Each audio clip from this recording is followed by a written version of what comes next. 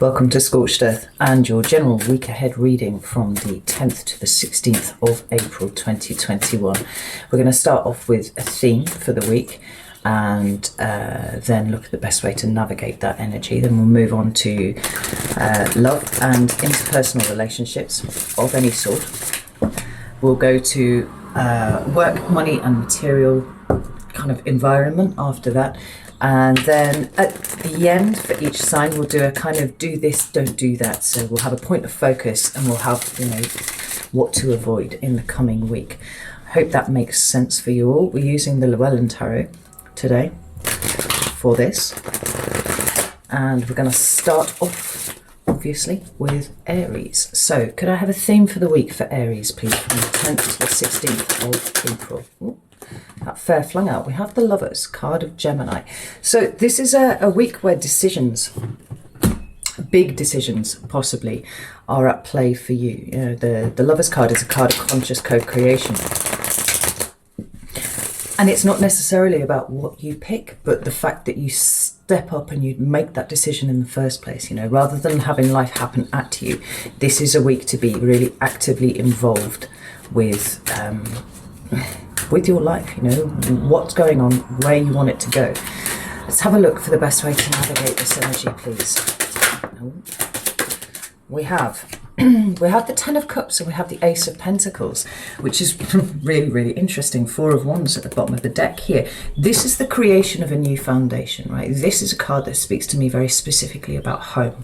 So we see that this has probably got something to do with your, home environment, but more than that, your relationships, because we've got the Ten of Cups there. Now that is a card of collective emotional fulfillment, and it's another card of family and home, right? All of these things feel very close to home for you this week, but there are opportunities in there if you choose to take them, right? Now we don't need to tell Aries about going after things that they want, right? You are the first. You blaze a trail for everyone else, but this is a week to be really, really, what's the word that I'm after? Secure and confident in your own decision-making process, and confident that you'll get the outcome that you want. For everyone involved, more specifically, because there are things changing here, Aries, that is immediately apparent.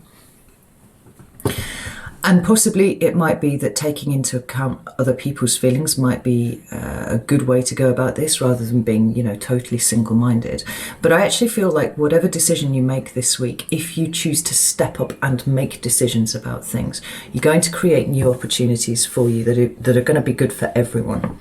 So let's have a look at love and relationships.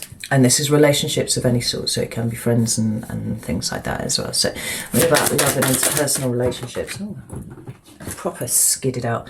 We have the Seven of Cups, which is understandable. Got the Two of Cups at the bottom of the deck here, speaking specifically to relationships. Now, not always romantic relationships, but often. It can talk about, work colleagues, business partners, friends, that sort of thing. But what we've got here is, well, in the standard deck, this card talks about emotional confusion, right? It talks about having so many options that you're kind of in the dark and you don't really know which way to go, right? Absolutely fits in with the theme of there being big decisions to make this week. However, in the Llewellyn, this woman is not in the dark. Right? She can see what is in all of the cups because she's got these butterflies in her hand that she's kind of allowing out. Now, butterflies are symbols of transformation. There are changes ahead, right? Possibly quite big changes. And whilst there are a lot of things to consider, there are a lot of potential options and directions in which you can go if you take the time to really consider them properly. I think that you'll make actually really quite wise decisions. Tell me about the Seven of Cups. Where is this here for Aries, please? The Knight of Swords, and we've got the King of Pentacles. Yeah, we've got this more energy of this kind of collectivism, honestly. We've got the Knight of Swords kind of rushing in, and it could be that there's somebody coming in to give you some information about something. And it does feel like it kind of tips things upside down a little bit. I can't shake the feeling of the Tower around this, except that not in a kind of negative way. Like it might feel negative. It's almost like every time I blink, I can see the Tower going on here. And I don't know what came up in your monthly reading, so we'd have to sort of go back and have a look at that and see if that featured at all in your monthly reading. But it does feel like there's somebody coming in to give you some information that kind of unsettles you, right? It's a catalyst for change of some description. And the best energy that you can employ this week, particularly when it comes to people and the way that you're relating to people, is to not move too hastily. Right? Really consider every possibility before you decide which direction you're going in, because yeah, we've got the Two of Wands at the bottom of this deck here. Whether you realise it or not, you're kind of on the brink of a crossroads here.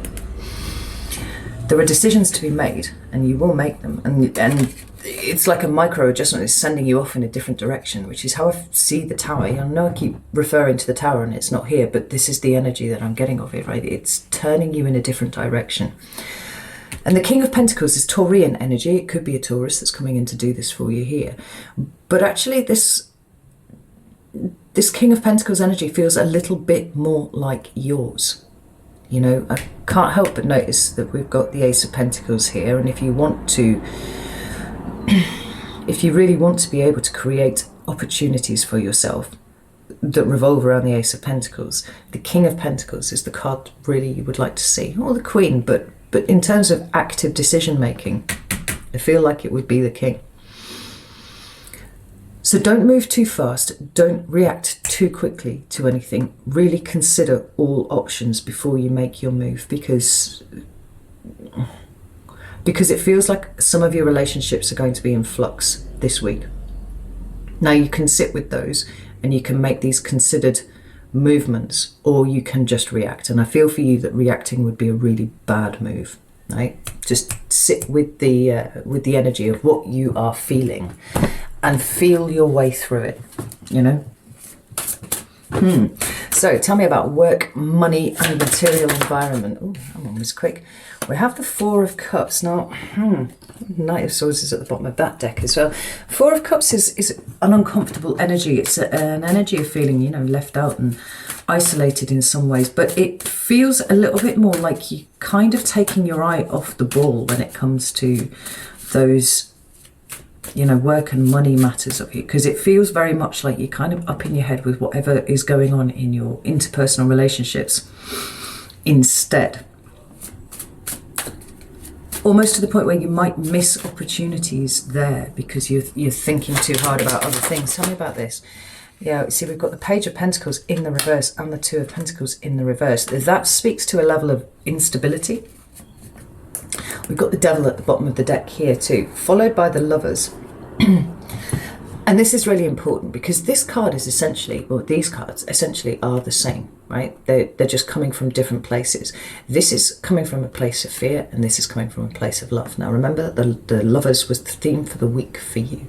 Check yourself at every single point and make sure that you are not reacting to what you think is going on, not reacting to, you know, perceived rejection and stuff like that. Kind of try and look a little bit deeper within yourself as to what's going on, because frankly, it's perspective. That's the only difference there, you know. And this is a week for you to really get some perspective, I think. But it's interesting how these are both pentacles when we're talking about the material environment, right? Not a week to start anything new, particularly, you know, and if you are trying to get something new off the ground, I really do feel, Aries, that you're going to be far too distracted to give it the attention that it deserves. There are bigger decisions to be made in your, you know, in your 3D life than this at the moment. And Two of Pentacles upside down is a level of instability, like material instability. I think that if you spend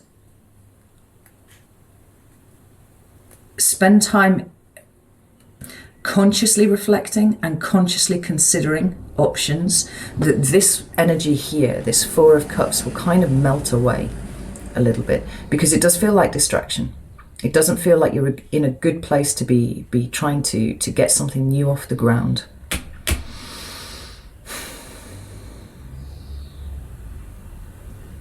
While you're distracted by emotional things. It would also be a good idea for you to cast an eye over your finances and see if you are spending more than you need to on things. I do feel like there's something a little bit messy about your material environment at the moment, right? When it comes to your money, to your finances, things like that. It feels like there's a leak somewhere. And this week is a good week to kind of shore that up, rather than trying to go off and do new things, I wouldn't buy any big ticket items this week. Not without checking and double checking that you're getting a good deal on it. I would be careful with contracts as well. I don't know where that's coming from, but you know, the whole stitch in time saves 9 things. It feels like a week for groundwork for you. So let's have a look at your point of focus. What should Aries be doing this week? Hello. 8 of Pentacles. Kind of keeping your nose down to the grindstone a little bit, right?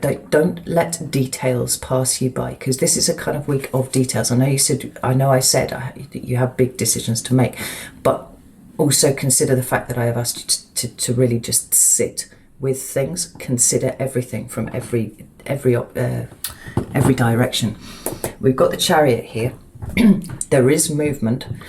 It doesn't feel like it's quite as dramatic as you would like, though. You know, there's been a lot of energy of undertow coming through in the readings for all of the signs. It's like there's not as much happening on the top as everybody would like, but there's kind of big stuff happening underneath.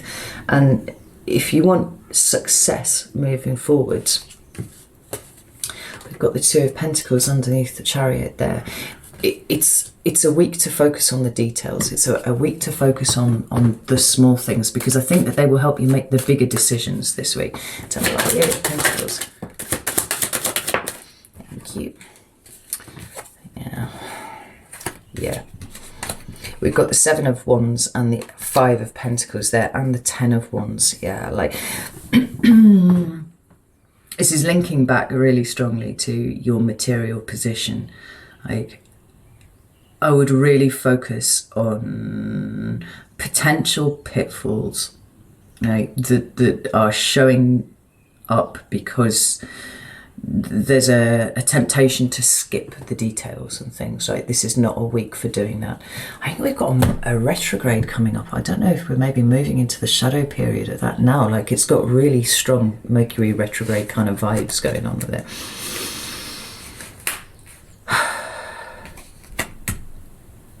But it's definitely a week to avoid being too defensive and reactive.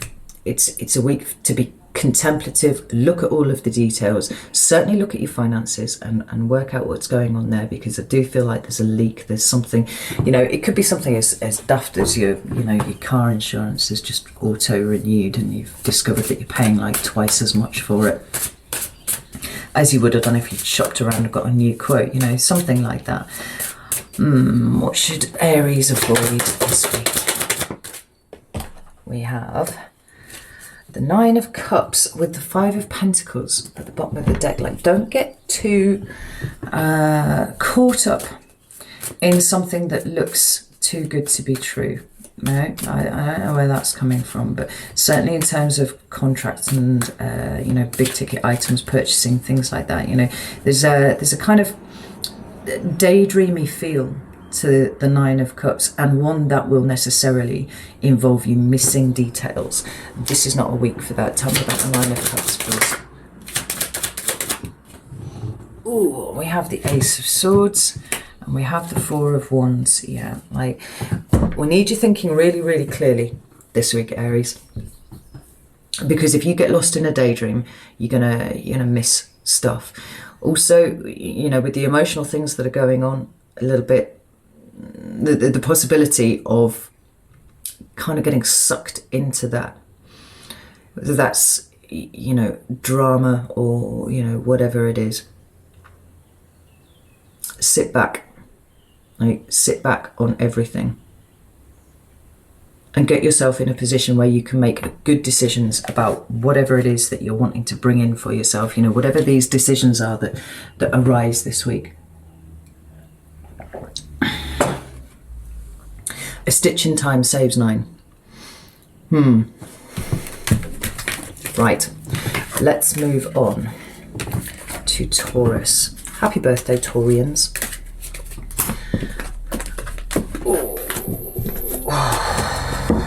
We'll give these a shuffle and start again.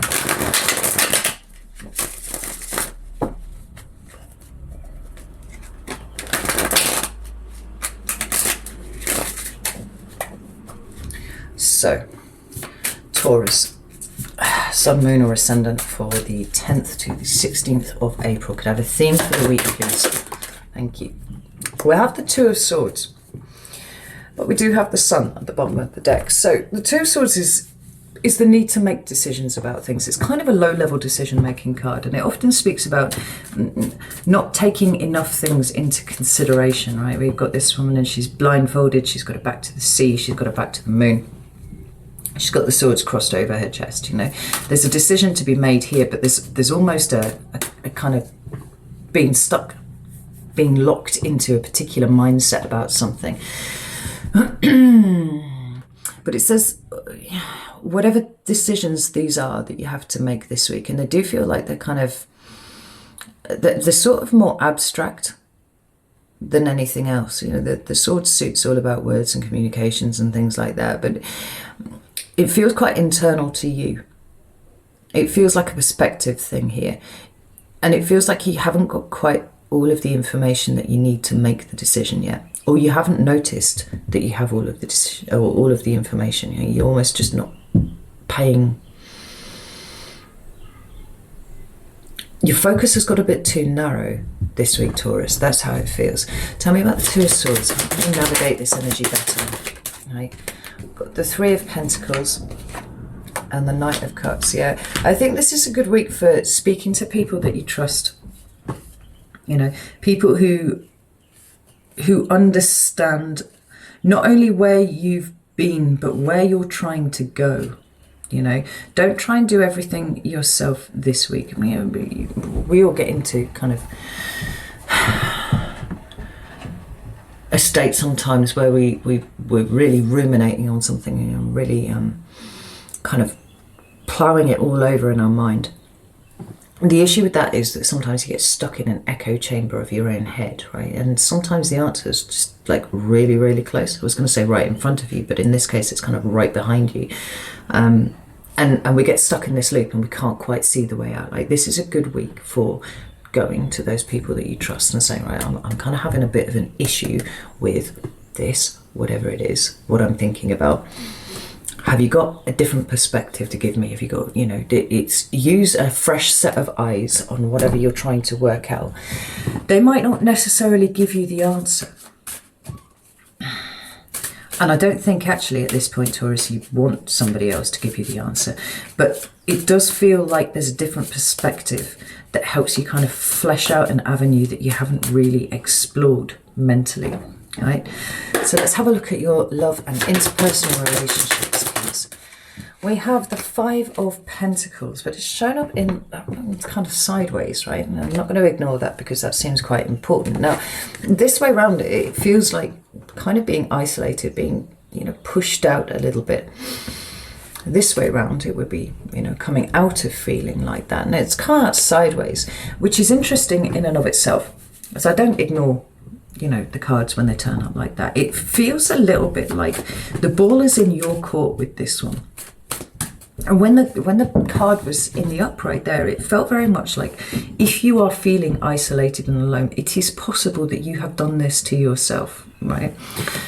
Coming out sideways like that, it's like, it's your perspective and your perspective alone that dictates whether this card is in the upright or in the reverse, right? Tell me about this Five of Pentacles. Thank you. So yeah, I mean, we've got the Five of Wands, we've got the Seven of Pentacles, and we've got the Page of Pentacles in reverse. We've got the Ten of Cups at the bottom of the deck. I don't think things are nearly as bad as you think they are. I think that you've just got stuck in your own head about something. Right? The Five of Wands is a card of conflict, but that conflict actually feels internal for you rather than you actually, you know, coming to verbal blows with somebody outside of you. I think where you've got stuck, where you've kind of possibly lost a bit of perspective, and it's kind of left you feeling like this situation isn't great, I'm not enjoying this, you know. It is a matter of perception rather than anything else. And it's almost like you've gone as far down the mental route that you are able to go at this point. Like, you need a fresh set of eyes on things. And so if there is a situation or a relationship where you feel a little bit like you're being pushed out, or you feel like you're not being considered, maybe step back and have a look at how you have shown up for the last couple of weeks, and give some thought as to whether you've kind of created that for yourself a little bit, because it does feel like you've got trapped in your own head this week, Taurus. So let's have a look at work and money and material environs. We have the Knight of Swords with the Hermit at the bottom of the deck. So the Knight of Swords is Gemini energy, and it's very fast. It's kind of rushing in with things. There's a lot of communication going on. Tell me about the Knight of Swords. Got the Nine of Cups, the Knight of Swords, and the Ten of Pentacles. Right. I feel like it's a really good use of your energy this week to kind of check in with yourself and make sure that you are doing what you want to do, and, you know, doing something that both emotionally fulfills you and is paying the bills. It feels like you could be doing a lot better than paying the bills, but maybe you just haven't quite seen it yet. It's a good week for talking to people, kind of networking, asking around, because for those of you who are not doing something that you love, I think that the possibility of opening up some potential for you to move into that is present this week, right? But it's all about the communication for you this week. It's all about talking to people, networking, you know. If you know somebody who's doing something that you would like to do, you know, reach out to them, talk to them. Because the Ten of Pentacles isn't just, like I said, it's not just getting your bills paid. It is actually creating something, you know, really fundamental. Perhaps some of you are wanting to start up a business and you don't really know where to start. Like, this is a really good week to speak to people who are doing, they might not be doing exactly what you want to do, but they've been through the process of setting up a business and they know the pitfalls and they can kind of help you with things.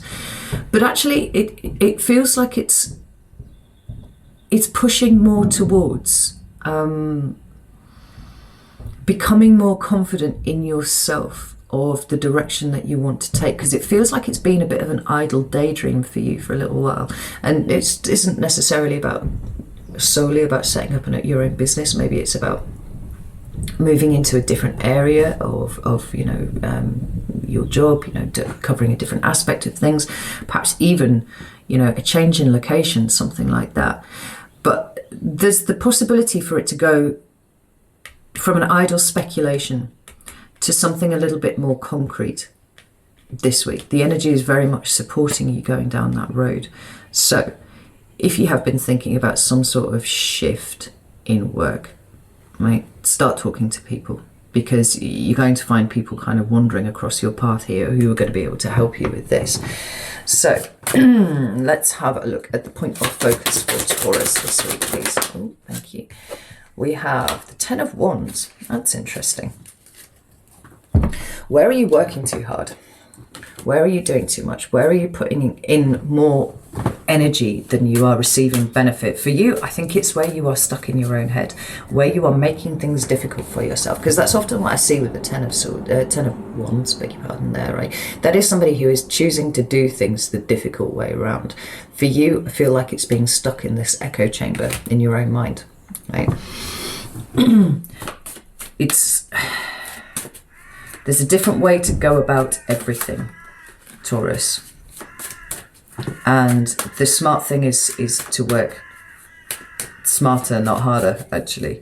You don't need to put in any more physical effort to things. In fact, what would be better for you would be to work out where you can drop certain things and free up some of your energy. Tell me about the Ten of Wands.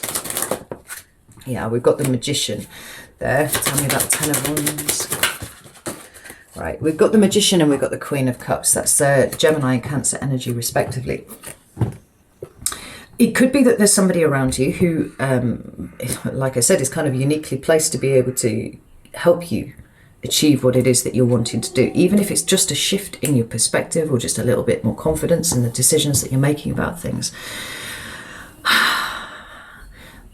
But it actually feels a little bit like, particularly with it coming out to clarify the Ten of Wands there, the only things that you're really missing this week is confidence in yourself.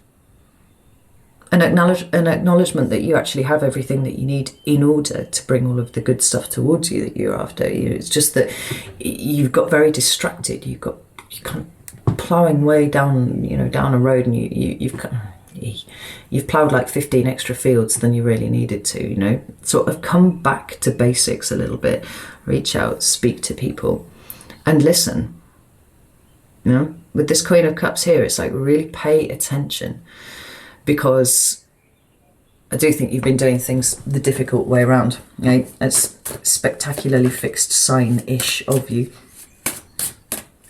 If you bring it back to basics, it feels like you've got a lot more resources of whatever description that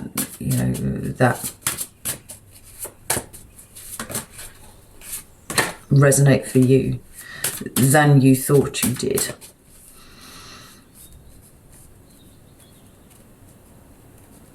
It's like you've just got to notice, and stop working so hard. So tell me what Taurus should avoid this week.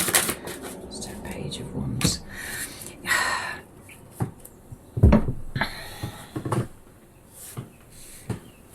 Feels like you need to avoid getting too distracted. Yeah, we've already said that, haven't we? I've had the Page of Wands. Page of Wands is clarified by the Page of Wands. There's something of a flight of fancy here. Look at this, yeah. We've got the Page of Wands, and then the Eight of Cups with the Justice card at the bottom of the deck here.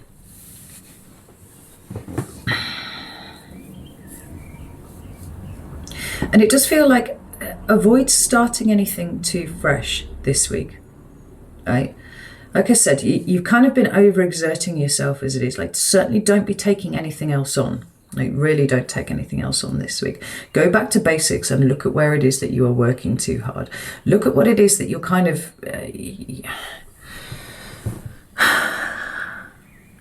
where you're expending your energy in a way that you don't need to.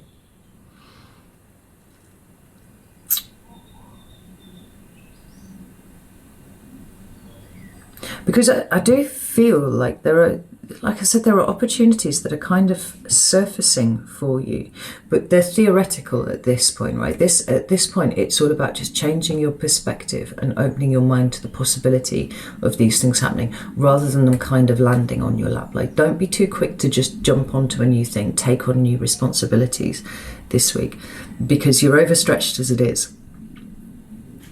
It's time to rethink the way that you're doing things, right? Restructure it. Tidy everything up a little bit.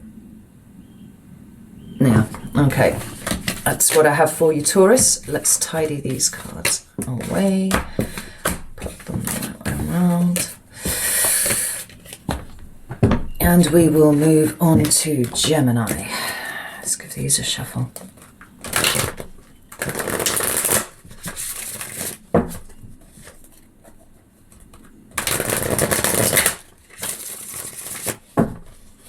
There we are, we have the Lovers at the bottom of the deck.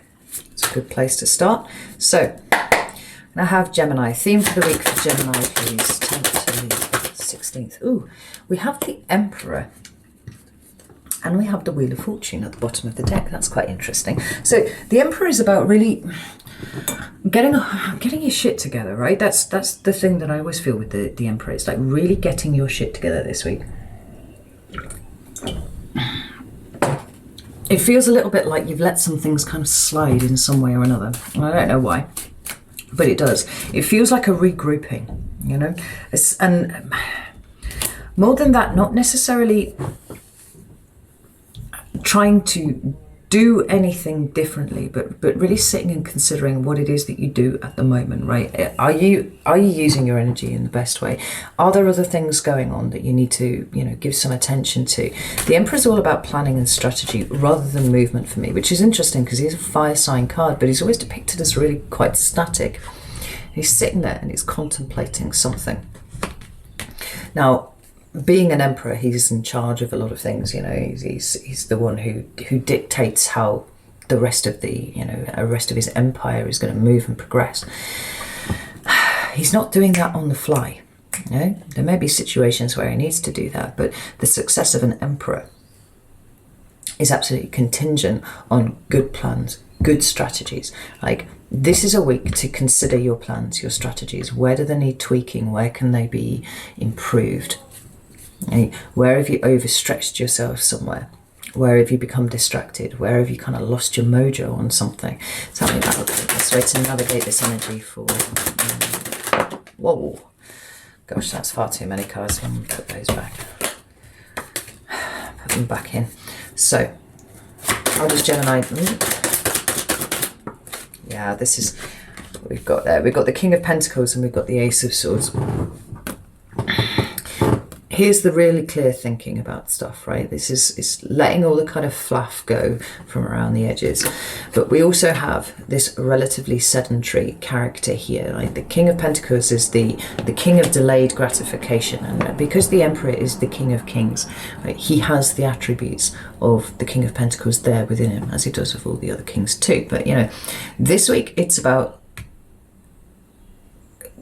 conscious planning for you.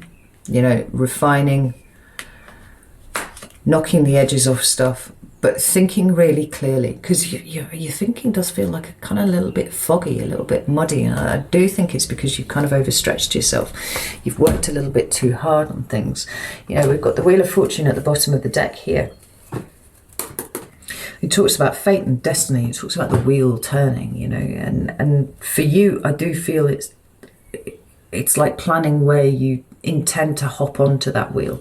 You know, where do you intend to make changes in future? What have you thought about? You know, it's a really quite a slow week for contemplation and letting your mind sharpen up about what it is that you want and how it is that you're going to get there.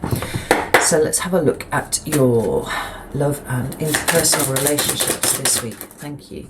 We have the Six of Pentacles again falling out on the sideways like we just had for I don't know, Aries or Taurus, something like that. We've got the Temperance card at the bottom of the deck. That's the card of Sagittarius. It talks about balance, and particularly emotional balance. It talks about you approaching your relationships in a very balanced way, but also potentially healing things that might have got a little bit wonky. Now, the interesting thing is that we have this Six of Pentacles here, which is another card that talks about balance, talks about reciprocity, and it's come out in this sideways position. Now, this way around, it would talk about things being unbalanced. There being lots of relationships where there isn't, you know, healthy reciprocity being practiced, and this way around, you know, it would be the reverse. But it's come out here in the sideways position. Tell me about Six of Pentacles for Gemini, please. Yeah. Whew. So we've got the Hermit and we've got the Judgment card there. Right, that's two very, very big energies for you this week. We've got the Five of Swords at the bottom of the deck, and it feels to me like there are relationships potentially around you that are a little bit fractious. That's the word that I just heard. Fractious. There's fraught kind of energy. There's something quite difficult about this, and this is a week to kind of go within, right, as we see here with this Hermit card, possibly Virgo energy too, and consider everything that's going on with it, right? We've already got this kind of slightly foggy thinking that I'm picking up from you, Gemini, this week. You know, getting your mind sharp and clear about everything is the best way to use the entire energy for the week. But it absolutely is reflected here also in your love and relationship. So we've got the Five of Swords here. That's a difficult energy, right? Fractious, certainly. It feels a little bit like perhaps you have been being, I think for the want of a better word, kind of baited a little bit. You know, I mean that in the kind of internet sense, you know, that's bait kind of thing. It feels like there's somebody kind of fucking with your equilibrium this week. And I'm not sure whether it's somebody else or whether there's an element of that being present here in you, Gemini. Like, and if you are doing that, because look at we've got the Five of Swords and then you, which is the Lover's card, and then the Devil kind of peeking out behind the back there.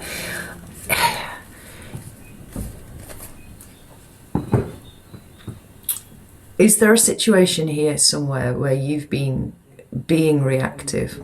Right? If you've been being a little bit snippy, a little bit sharper than usual with your responses to things, or even maybe in your behaviour a little bit.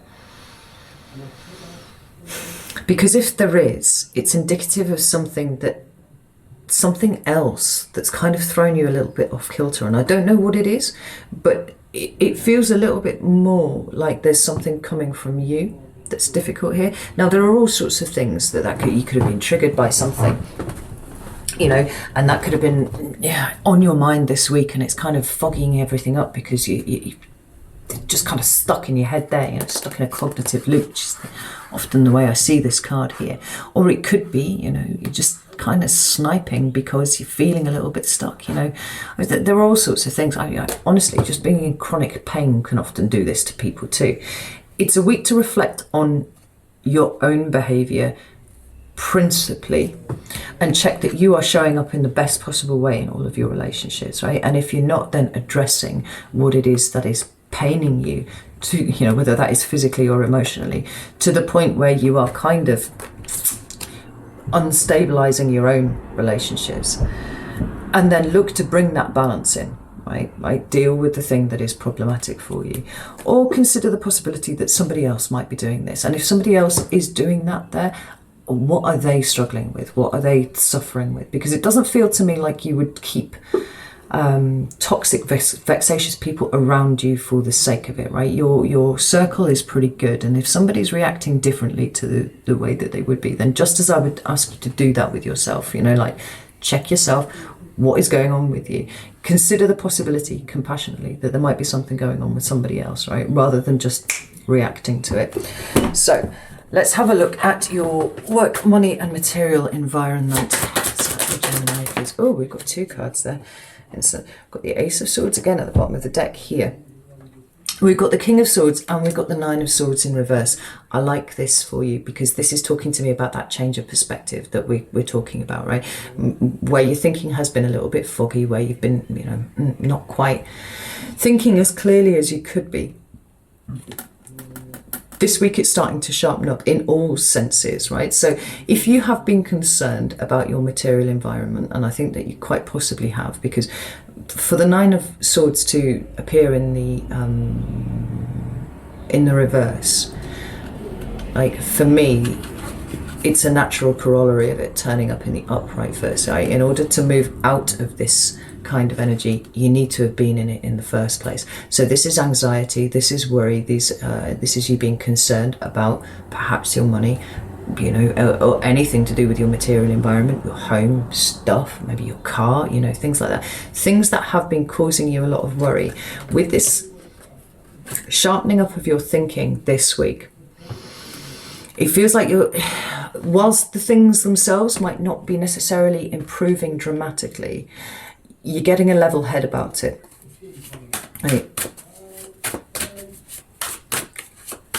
It's more about problem solving this week, rather than kind of sitting in the middle of it and going, oh shit, everything's just going wrong. Well, fuck, I don't even know why I bother trying.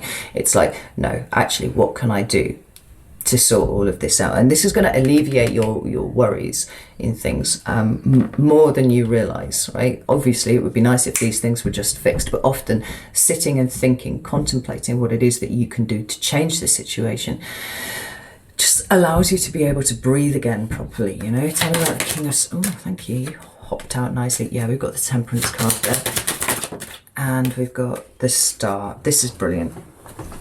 got the Seven of Pentacles at the bottom of the deck. There is a situation that is less than ideal, right? And this is pondering how it is that you're going to work it out, right? How are you going to fix it?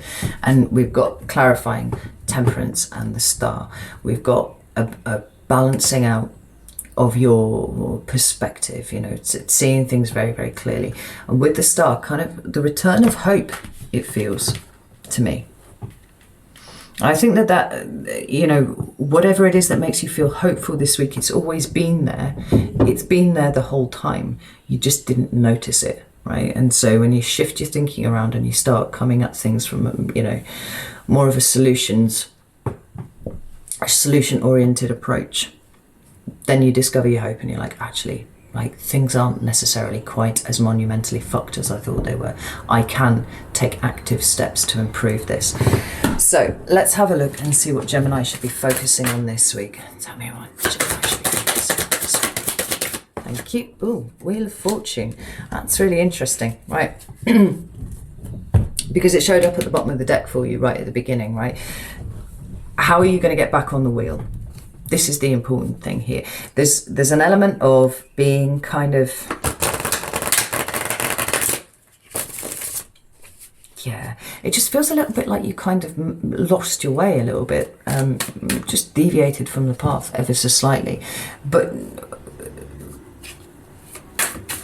and got caught up in the emotion of the situation. You know, I feel like some of you have been kind of, the defeat is the word that I'm after. There's a sort of defeated air about you at the moment, Gemini, and it's kind of like, no, how do I turn this around? How do I get back on board with the energy that I know is there and is waiting for me? You know, how do I clear out that kind of thinking and start taking practical steps to re-engage with what it is that I want? You know, to a degree, it's like, well, what is this energy trying to teach me? Sometimes it's like what the energy is trying to teach you is when you are sat in a place of feeling utterly defeated, right? What is your go-to for getting out of that, right? How far down that level of defeat do you have to sit before it suddenly occurs to you that it's time to come back now? You know, for me as a Leo, I've discovered that I can get down very, very, very, very fucking low before the point at which I pick myself up by the scruff of the neck and go, no, this is not, get out there. And so often it's been about getting to the point more swiftly where I go, oh, hang on, no, we're falling into old patterns of defeat and why do I even fucking bother and all that kind of thing, and then picking myself up and getting on with it. This feels very similar for you, Gemini. Tell me about the Wheel of Fortune, please. Oh, we have the Nine of Pentacles. About the Wheel of Fortune. Ooh, that's beautiful. We have the Page of Pentacles at the bottom of the deck, and then here we have the Nine of Pentacles, the Seven of Pentacles in reverse, and the Ten of Cups, right? This is kind of like pulling your shit together, Gemini, really, really strongly, right? A card of self-sufficiency and independence, right? But good resource management. Where have you been wasting? You're not wasting. Where have you been putting your energy where you didn't need to, right? For some of you, that is going to be being stuck in this mindset of defeat here, right? How do you improve your circumstances? How are you going to make things better? How are you going to re-engage with this wheel? Seven of Pentacles in reverse. So focus on solutions this week for you, right? And Ten of Cups, bringing a sense of harmony back to you, right? You know, the lesson of the wheel is that sometimes the wheel goes up and sometimes the wheel goes down. So actually, you know, what you could consider here, is it that you have stepped away from the wheel? Or is it just that it's been on a bit of a downward curve and now it's getting ready to come back up again, right? You know, now you can kind of be dragged along behind it, or you can jump on and go, right, I'm going this way. And that feels like what the energy is asking for of you this week. So what should Gemini avoid this week? We have the Nine of Cups. Interesting. Tell me about the Nine of Cups, please. Thank you. Oh, King of Swords in reverse. Oh, and the Ten of Swords. Yes. So, Seven of Cups at the bottom of the deck. Avoid getting too lost in this emotional confusion, right? And I do feel really strongly like defeat. Like, that's the one word that's coming up over and over again, is defeat here. You know, so things haven't turned out quite the way that you wanted them to. Okay, that's fine, right? How do you, what needs to be changed in that, right? Because the King of Swords coming up in reverse, like it came up in the upright for you here. Right? Clear thinking, logical thinking, and nothing too overly emotional, right? I feel like it's the emotions that have really kind of been throttling you this week, right? And along with defeat, which is not an emotion, it's a state, but you know what I mean? Like, along with defeat, there's huge feelings of self-doubt. There's, and I do feel like some elements of self-worth, you know, reduction going on here. But it feels like it's because you've lost sight of something, right? Maybe it's the bigger picture, who knows? But make sure that you're not being throttled by your own emotions here. Make sure that you are actually doing the best that you can to turn the King of Swords upside, you know, the right way up. And Ten of Swords, like, just because things didn't go quite the way you were anticipating, don't decide that this is the end and everything is fucked and I can't do this anymore. Like, you're learning valuable lessons all of the time. And even this state that you are in now, like the lesson of being able to get out of it by yourself is really, really powerful. And one that gets better, right? It gets easier time after time because you pick it up quicker, right? It's much easier to kind of pull yourself out of something that's only a few inches deep. You literally just step out of it. When you fall head first into, you know, fucking 300 feet deep ravine, you're going to be climbing for a while. If you can get to the point where you can kind of spot that the ravine's coming, and you take evasive manoeuvres. You know, I'm going to go around that rather than trying to go through it. Okay. Nothing is fucked here, Gemini. Everything's cool. So, pop those cards there. Some water.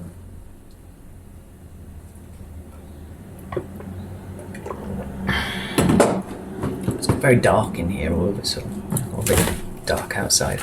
It'll lighten up again, it'll be fine. So, let's put these back in here and we will move on to Cancer. Sun, Moon or Ascendant for the week of the 10th. Oh God, itchy nose. Oh. 10th to the 16th of May. Have I been saying April? I meant to say May. What an idiot. Fucking hell.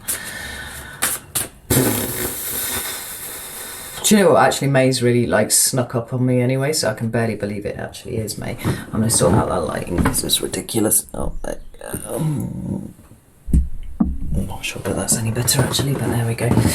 So, tell me about Cancer, please. We have a theme for the week for Cancer. We have the Four of Cups. Don't panic. This is a card that's, you know, associated with, you know, abandonment issues, rejection, that sort of thing. But I actually don't feel you in the grip of it this week. It feels perhaps like more of a contemplation of everything. Oh, hello. Right.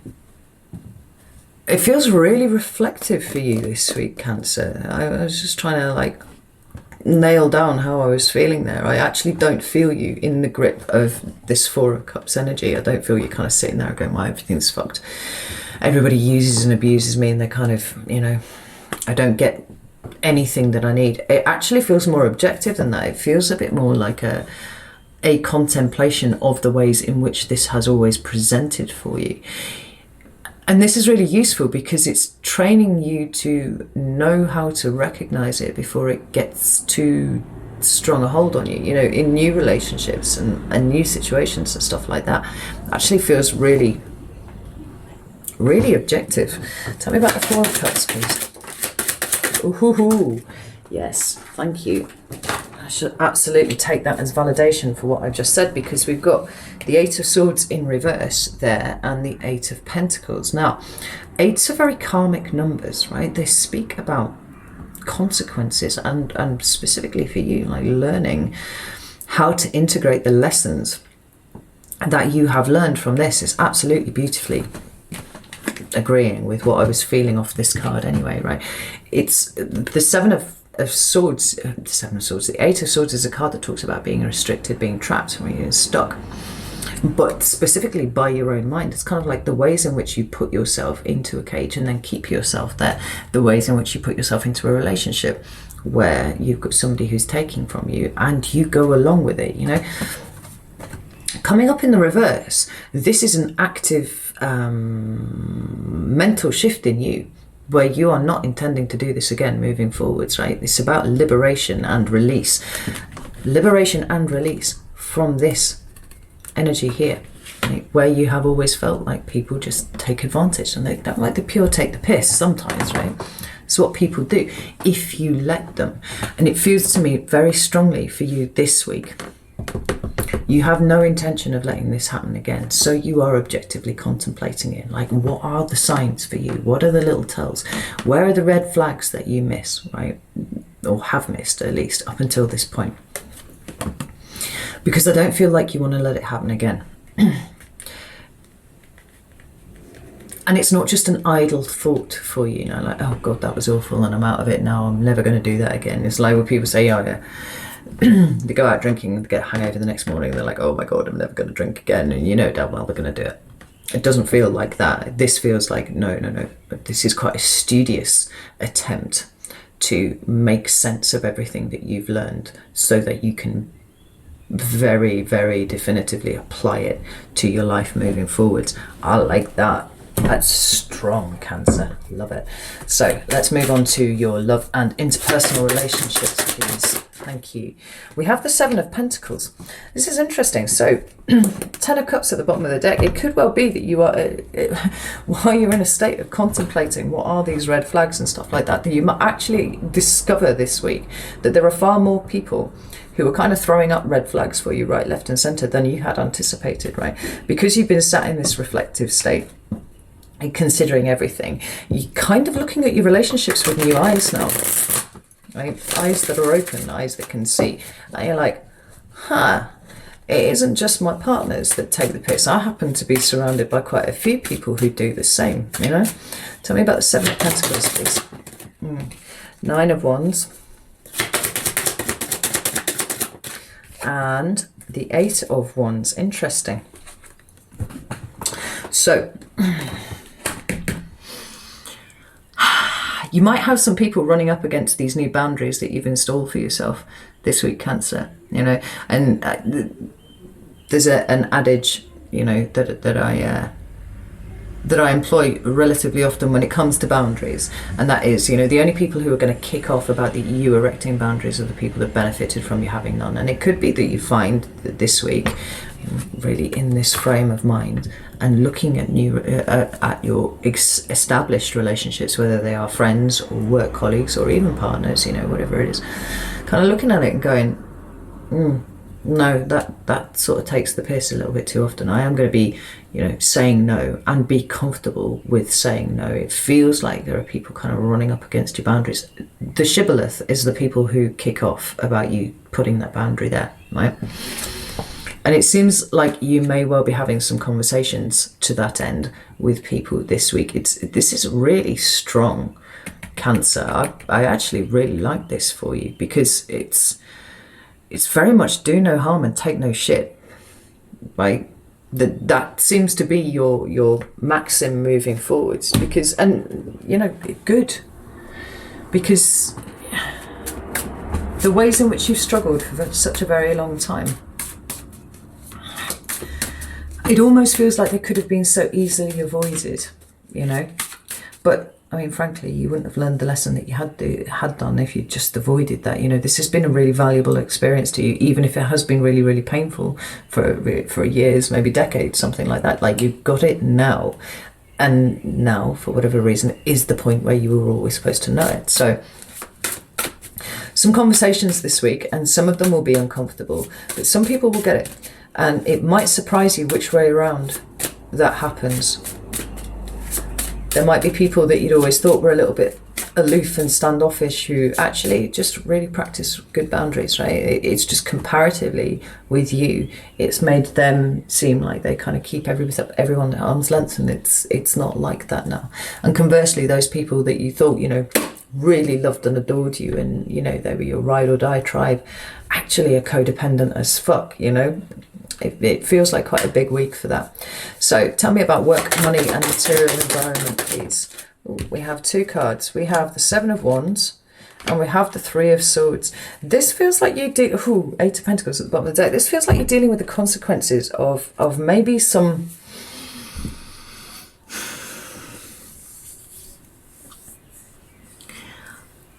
maybe bad decision making, Cancer. Maybe a way in which you have been defensive at work. Right? I'm getting very strong work vibes here, whether you run your own business or you're employed or whatever. Like, it feels like there's been either some bad decision making or something that came from a very defensive place by you, and it kind of wasn't necessary. You kind of over-egged it a little bit, you know. But it was because it was triggering something in you. Now, triggers are actually beautiful things because they show you exactly what it is that you need to work on. But if that isn't the case for you, I feel like you might be examining what success is for you, because I feel like this is changing too. You know, the metric that you use to measure your own personal success, you know, prior to now and where you are going in future, I feel like it's subtly changing. And it might be that you look at the reasons why you were driven to do X, Y, and Z, why you got the job that you have, why you set up the business that you did, you know, and kind of realizing that some of that motivation was kind of coming from a place maybe of trying to prove people wrong about you.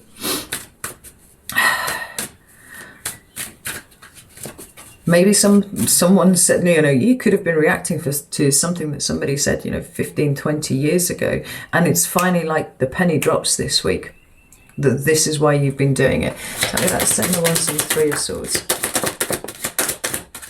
Yeah, right. We've got the Six of Cups. No, we haven't. We've got the Six of Wands and the Ten of Cups there. Like,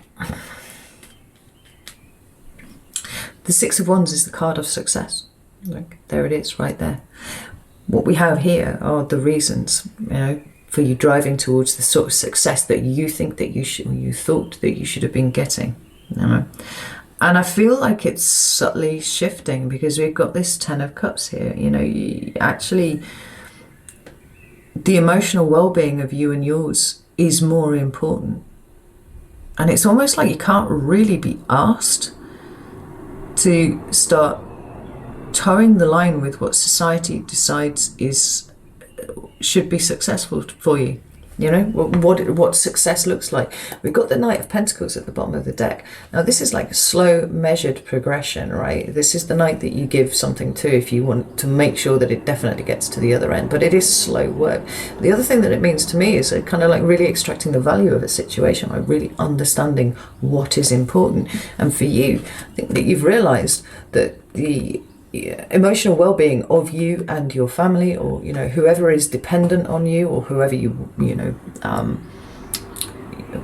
might be raising a family with, someone like that, like that's so much more important than what was driving you before. That's a big week, you know, in terms of that sort of thing. This is a really big week for you, Cancer. Let's have a look and see what you should focus on, right? What should Cancer be focusing on? We have, the Two of Cups in reverse. That's interesting. Two of Cups. There we go here. Right. The Two of Cups in reverse talks about a breakup, right? And I think this feeds into your reflective mindset this week, Cancer. Because, you know, where attention goes, energy flows and all that sort of thing, right? I feel like you're kind of contemplating where things have gone wrong. And this this is not just romantic relationships. This is everything. Like I said, like you seem to be examining everything this week, but absolutely with regard to kind of even, you know, work colleagues and stuff like that. Because I think that you're getting some insight into the way that you work with other people, right? The drive that you have to work with other people, you know, where your boundaries are when you work with other people. Like, I think that you're getting a much clearer understanding of yourself and how you interact with other people. Like, and for Cancer, like the interactions with other people, hugely important, right? And I think that you're going through somewhat of a transformation in the way that you show up in these spaces here. Now, this can only be positive. What we've got having done here is laying a new foundation for what comes next, right? This is the king of delayed gratification. This is understanding the importance of planting a seed and then nurturing it and giving it the right conditions to grow, right? That's what the King of Pentacles is all about here. But we have the Ace of Cups. We have a renewed sense of self-respect and self-love for you, right? Which changes the way in which you are working with other people. Now, this may not have its expression exactly this week, but it feels like what you are contemplating is the way in which old relationships that are broken down, whether they're friends or work colleagues or actual partners, you know, anything like that, where you might have gone wrong in that. Right. Now, the reason this is really useful is because obviously this is giving you a toolkit moving forwards. And I do feel like there will be new people coming in the next month or two for you, where the dynamic of how you work together is going to be markedly different to how it has been in, you know, historically in all of the other ways that you have worked with people. And this is good because this is a recipe for success for you, right? So contemplation, reflection, you know, really pulling out the important things of all of this and then shifting your behavior accordingly. Really positive. So tell me about what Cancer should avoid this week, please. Thank you. Four of Swords. That's interesting. Four of Swords. Right. Yeah. Don't get too stuck. Don't get too sucked in to old emotions about things. Right now, one of the bear traps that is available to you when you start contemplating things of an emotional nature is that you lose your objectivity, or you spend time then kind of like reliving the emotional experience of, you know, the way that somebody hurt you or the way that you cocked up and ruined something, you know, all of these things, and that just makes you feel really bad, right? The key is to be objective about it, right? What has happened has gone. It's done. You can't change that. The only thing that you can change is you and the way that you approach things moving forward. So if you get too stuck in this energy of heartbreak here, you're going to lose this opportunity that you have to be objective and reflective about it properly. You know?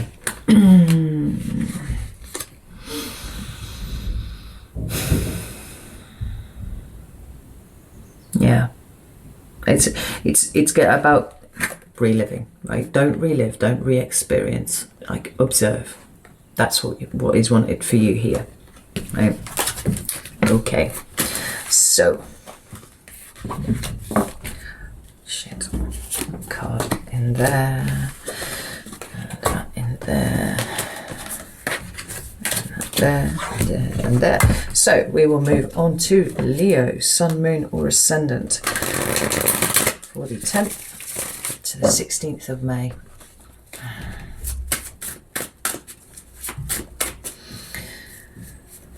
Give me a theme for the week for Leo, please.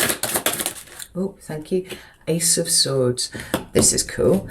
We've got the Ace of Cups at the bottom of the deck as well. There's lots of ace energy there, which is nice. The Ace of Swords, you know, is a card of the truth, right? It's a fundamental truth, but it is kind of like we're talking about epiphanies. We're talking about new ways of processing information, right? Because swords, you know, it all relates to the mind. It's the way we process information, the information that comes into us. Yeah. So often this ends up with this big perception shift, right? It feels like this is a week where there are light bulbs going on, right? All around your mind, connections being made to things. and a clearer understanding of where you are at, which is nice because the Leo energy has been pretty muddy and frustrated for a little while now. Tell me about Ace of Swords.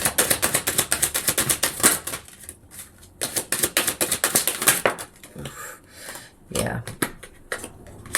I see an absolute sliding off of this frustration for you this week.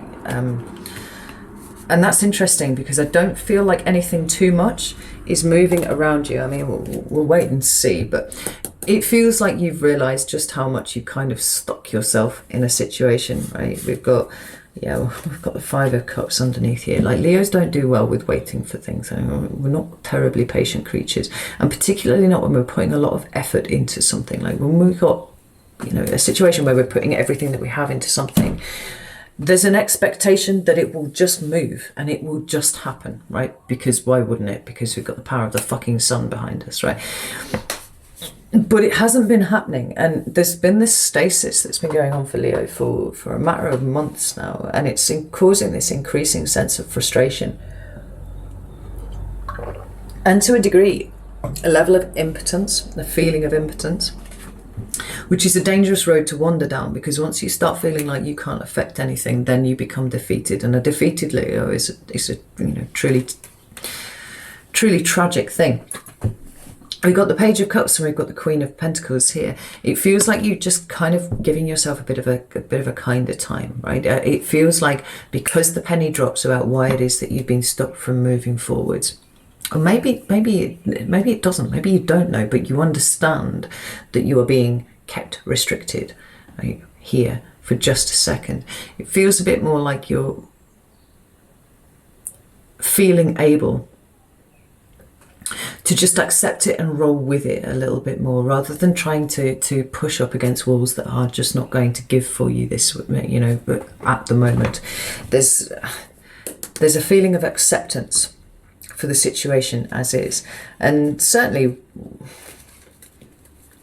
a level of knowing. There's a knowing coming in for you, Leo, like where you just get it. And it actually, this Ace of Swords feels more like a slow dawning realization than a full-on epiphany like that. But still, with these kind of pinpricks of light starting to appear everywhere, like you're starting to get a sense of the bigger picture now, and it makes sense of why you can't do anything just yet. Okay, so let's have a look at love and interpersonal relationships for Leo, please. Thank you. We have the Nine of Pentacles now. My God. Excuse me. We have the Six of Wands at the bottom of the deck. Now, the Nine of Pentacles is traditionally a card of being solo, right? It is a card of independence and self-sufficiency. But we all know it's perfectly possible to exemplify those characteristics while you're in a relationship. So whether you're in a relationship or whether you're single, it doesn't actually really matter. The important thing is kind of feeling yourself, right? You're starting to marshal your energy and put it in all of the right places. We've got this Six of Pentacles. No. Six of Wands here, which is a Leo card anyway, but it talks about success and it talks about victory. This kind of talks about you really feeling yourself in all of your interpersonal relationships. Could well be that you're sort of stepping out of the shadows a little bit with yourself. I do feel like you've been pretty withdrawn, Leo, because that's what you do when you're feeling frustrated with the world and when you're not feeling strong, like when that defeat kicks in, the last thing that you want to do is be around people. But this week, it feels like it's kind of coming back up a little bit. And it will absolutely be related to what you are starting to understand, the broader picture of what you're in here. And you're like, oh, actually, I'm not impotent. I'm not fucking disempowered. I'm not any of these things. I'm actually fucking magnificent. And showing up in that way in your relationships is excellent, because that's what you're about, Leo, right?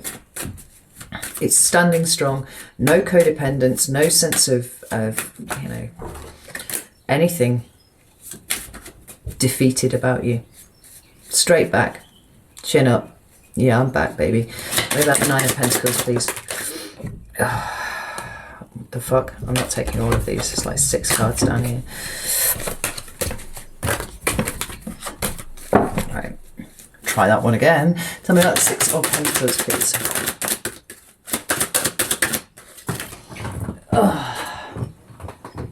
of Pentacles, Nine of Pentacles. Ace of Swords has come out again for you. Tell me about the Nine of Pentacles, please. Thank you. And whatever that was. Ace of Cups. Holy shit. Ace of Swords, Ace of Cups. Right, so there are a few different ways of looking at this. The first could be, like, if you are single, then there is the possibility of somebody new coming in. That's possible. Doesn't feel hugely likely, but it's possible probably for just a few of you, right?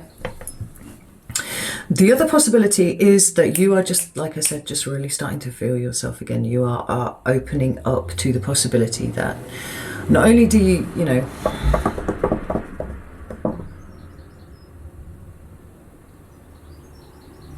I just completely lost my train of thought there. Just popped straight out of my head. This is the way that you're feeling about yourself, right? A renewed sense of emotional comfort, emotional acceptance of the situations that you find yourself in, and the empowerment that comes therefrom, right? Because when you're accepting something, you're not fighting it. And if you've been trying to fight stuff and not getting anywhere, that's where you're going to feel like you can't win with something, right? But this Ace of Swords, which is the theme for the week, is kind of carrying through to your relationships too, right? So it's all good, basically. It feels like a new way of experiencing what it is to be you, and you in your relationships in whatever way that they apply in this week, right? And not be full time, because Leo, you've been kind of stuck for a little while, but this all goes really, really well. I like this. It's a definite change for the better. And like I said, it doesn't necessarily feel like there's much that's changed around you. What's changing is inside of you, and that's almost more important. Tell me about work, money, and material environments, please. We have the Ten of Swords. That's interesting. We've got something coming to an end, potentially. Let's see what this is about. Tell me about the Ten of Swords, please. So the card that came out down there is the Lovers. I'm going to put these ones back here because, again, there's 60 cards. Tell me about the Ten of Swords, please. And the Six of Wands. Yeah, I mean, I actually really like this for you. Two of Wands at the bottom of the deck. I feel like there are decisions to be made this week with regard to your material environment. Something is coming to an end. Now, it's work and material, it's work and money, but it is also like your material environment. So we are not just limiting ourselves to your employment or your self-employment, anything like that. We can also be talking about your home. We could be talking about your car. Actually, we could be talking about any of these things, right? Something is coming to an end. But it feels like it's by your hand, Leo, which is the important thing, because we've got this Two of Wands at the bottom of the deck here. This is crossroads energy, but where this is kind of those bigger life decisions that are coming in, I'll get to that in a second. This is a crossroads that you bring yourself to.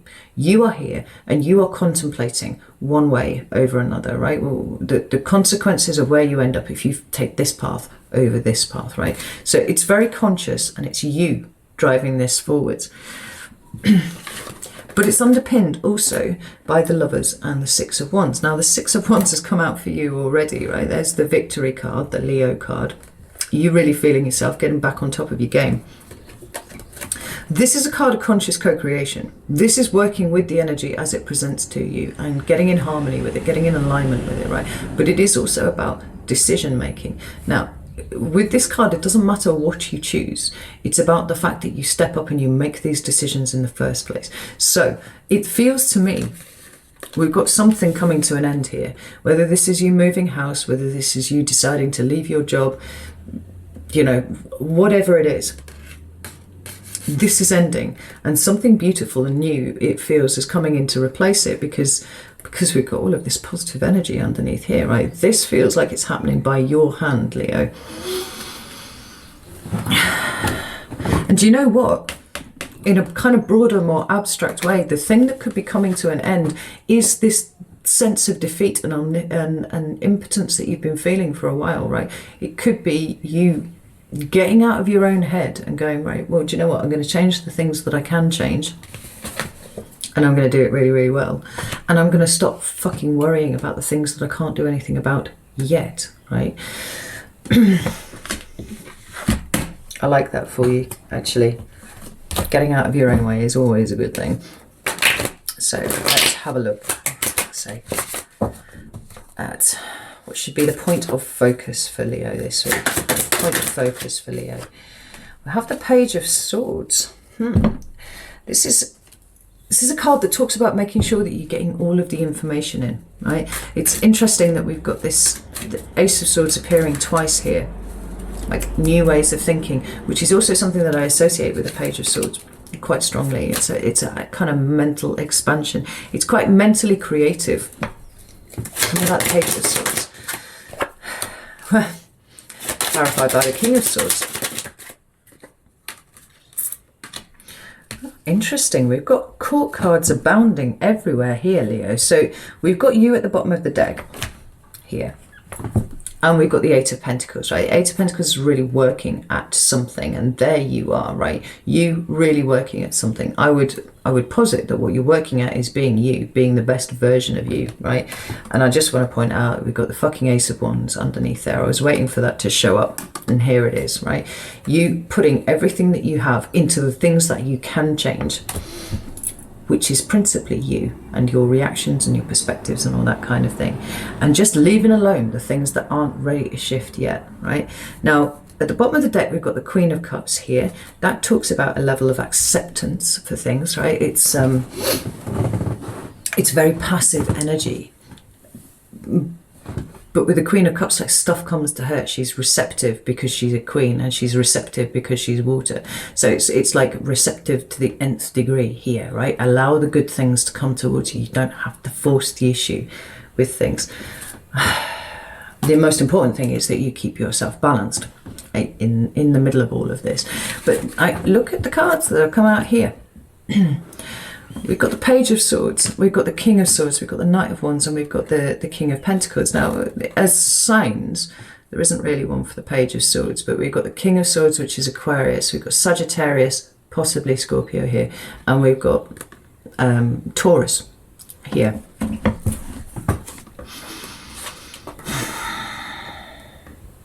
It feels like a week where you start beginning to see things differently, right? Start to consider things differently, kind of pull back and see the bigger picture, right? Expand your mind about things.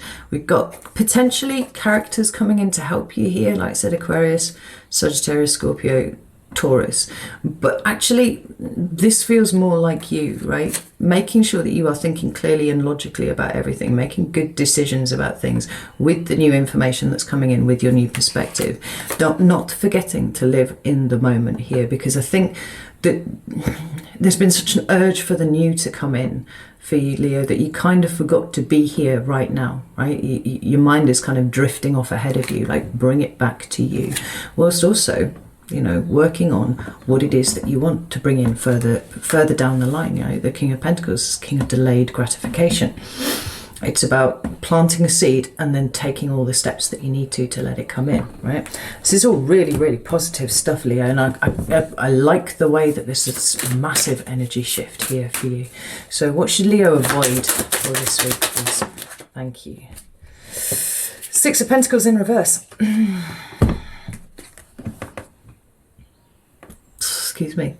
You should absolutely avoid doing anything that, like, falling into patterns of thought that knock you off your perch, right? Like, this is a card of stability. It's a card of equilibrium and reciprocity, right? It's about keeping yourself on an even keel. And I think this is the thing that you've been struggling with for the last few weeks, right? So this is a delicious return to form for you. So that's Six of Pentacles.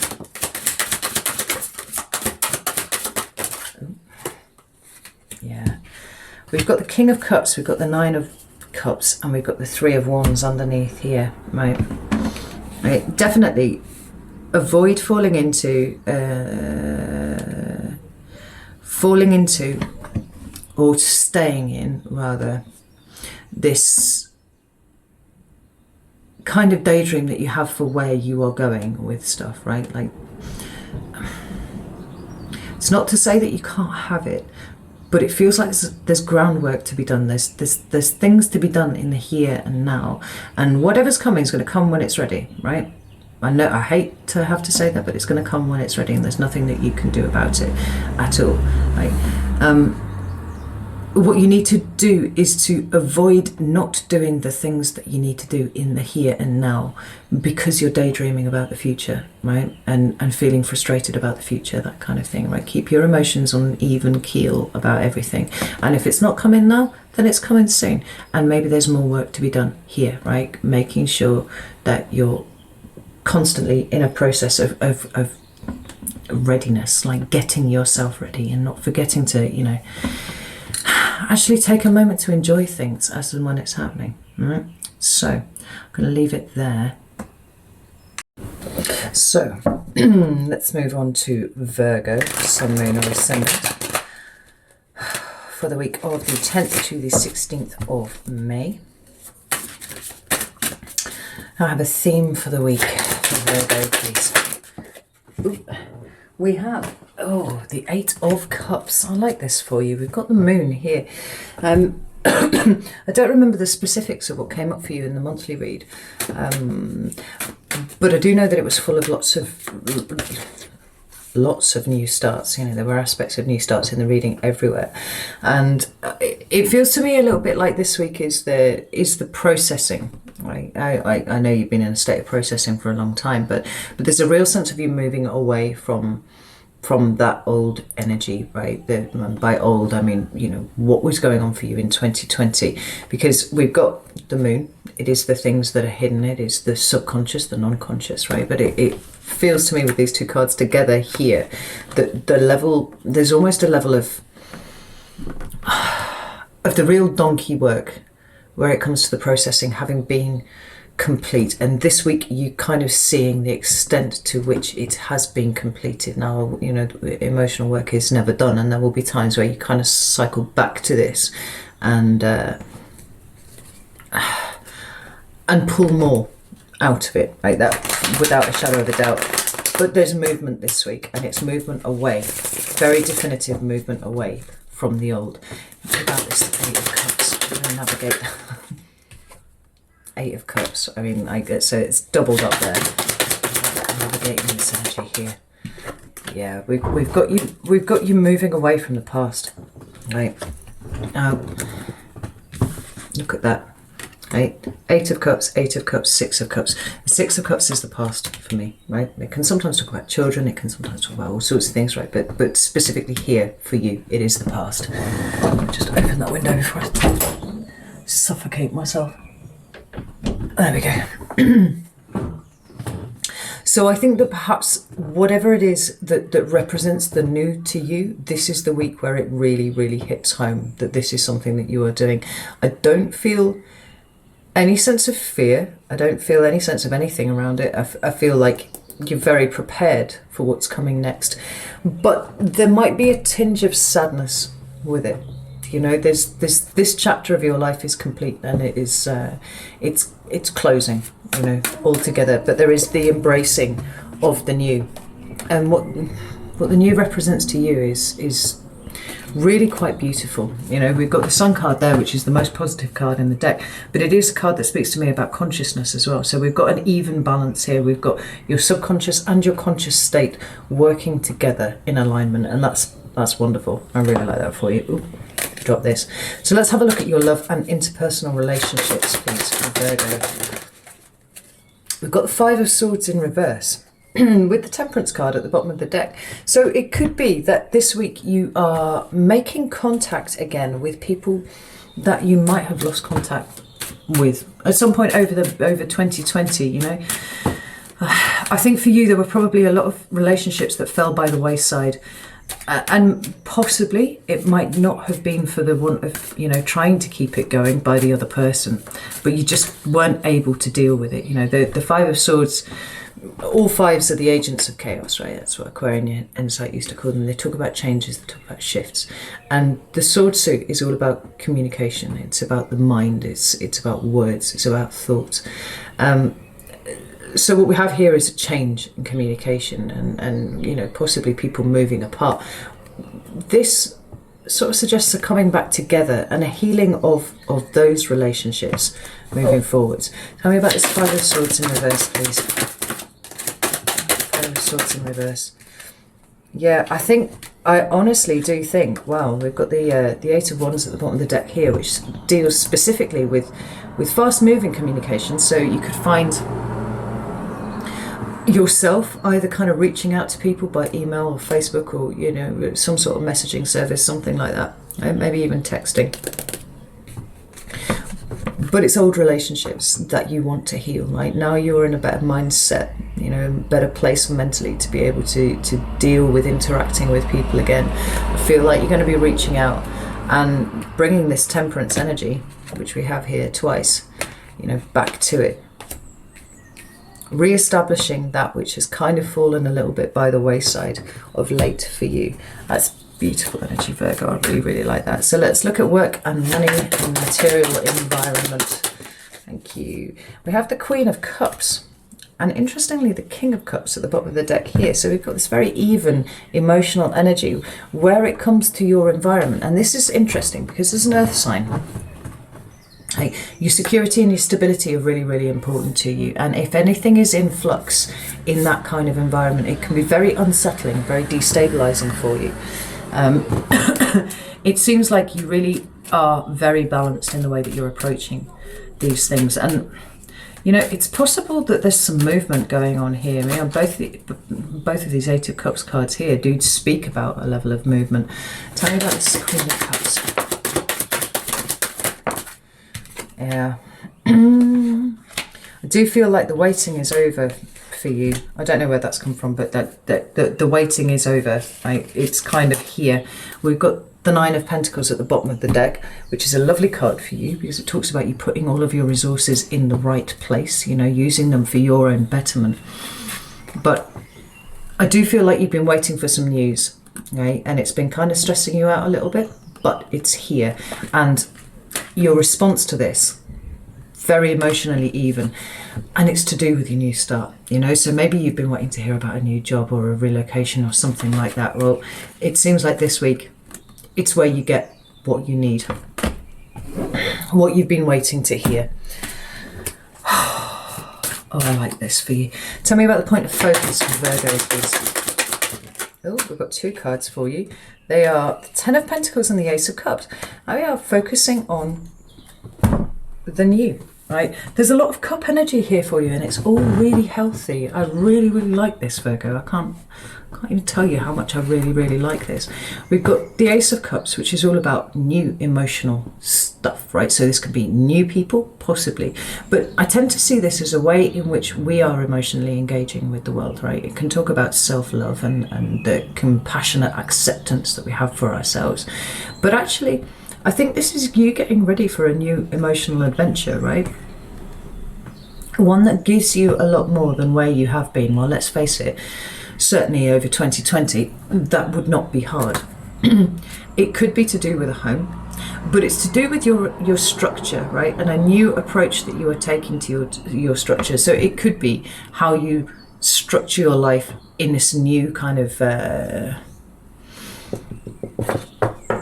new whatever it is that you're setting up for yourself, whether it is a new home or a move across state, across county, across country, possibly even.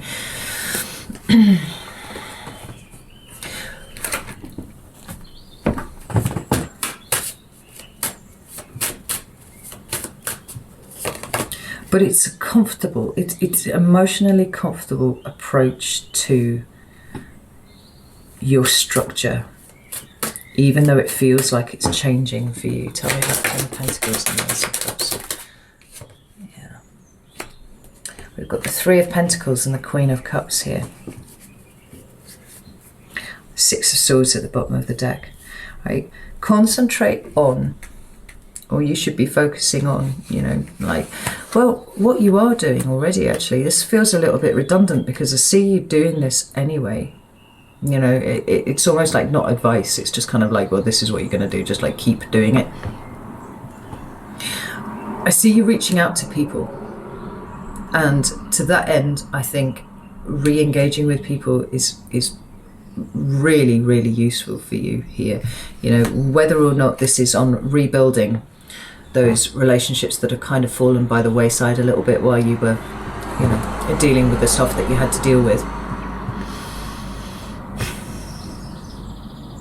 No, it does feel like that. It feels like reforging around you structure, whether that is physical structure or emotional structure.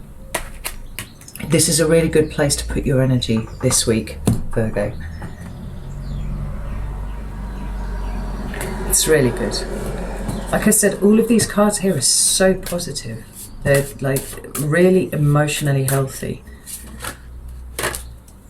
And 6 months ago, this is not a place that you would have found yourself at all. So this is magnificent. Tell me what Virgo should avoid this week, please. Oh, shit. Right, avoid catastrophizing. We've got the Tower. There is change. I've been feeling this change really strongly for you for, well, certainly for the last month anyway. Got the Nine of Wands at the bottom of the deck. There's nothing for you to fear in these changes here, right? And so don't fall into the trap of catastrophizing about what it is that you are engaged with at the moment, because frankly, like I said, I feel like I said this in the monthly reading, kind of feel like you brought this towards yourself, whether you did it consciously or whether you did it subconsciously. You've actively brought something new towards you. And I've got 6 of Wands at the bottom of the deck here. This is what you wanted. This is what you asked for. Don't sabotage it for yourself at the last minute. Yeah, 4 of Pentacles at the bottom of the deck there. Tell me about the Tower, please. 2 cards came out there. Ace of Swords and the Knight of Cups. Yeah, like, if there's any point at which you find yourself starting to panic, right, and you find yourself starting to get into that kind of state of catastrophization of whatever's going on, right, just stop and step back a little bit, right? We've got this Ace of Swords and the Knight of Cups here. It's Piscean energy.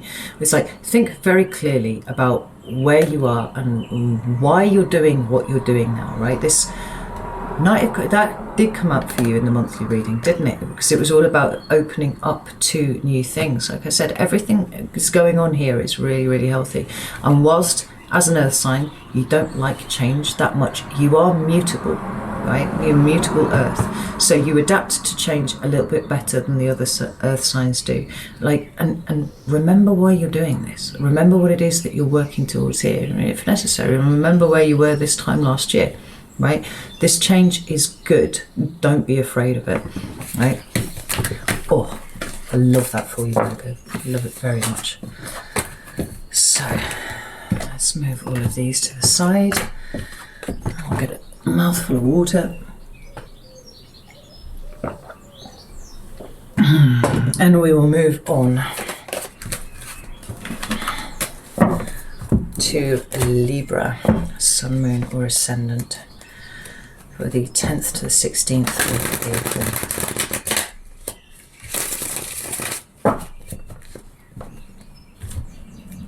I did it again. It's not April, it's May. What the fuck, right? It's because I've written down April because I'm an absolute spoon, and then I just read what I wrote down because I thought I would just forget the date otherwise, and as it was, I just wrote it down wrong.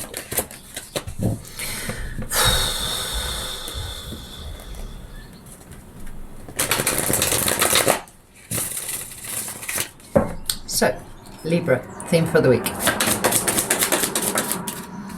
We have 4 of Swords. Okay, so this is a fairly passive card. It's a card of inaction. It's a card of really taking a step back from things. Now, it could be that you are physically choosing to take a step back from stuff, or emotionally stepping back from stuff, or mentally stepping back from stuff. Or it could be that there is just no movement for you here this week. Let's have a look and see what the cards say about how to navigate it. Because it's very much an energy of contemplation and reflection and healing too, healing and recovery. So that's about the 4 of Swords. Find that, wherever that went.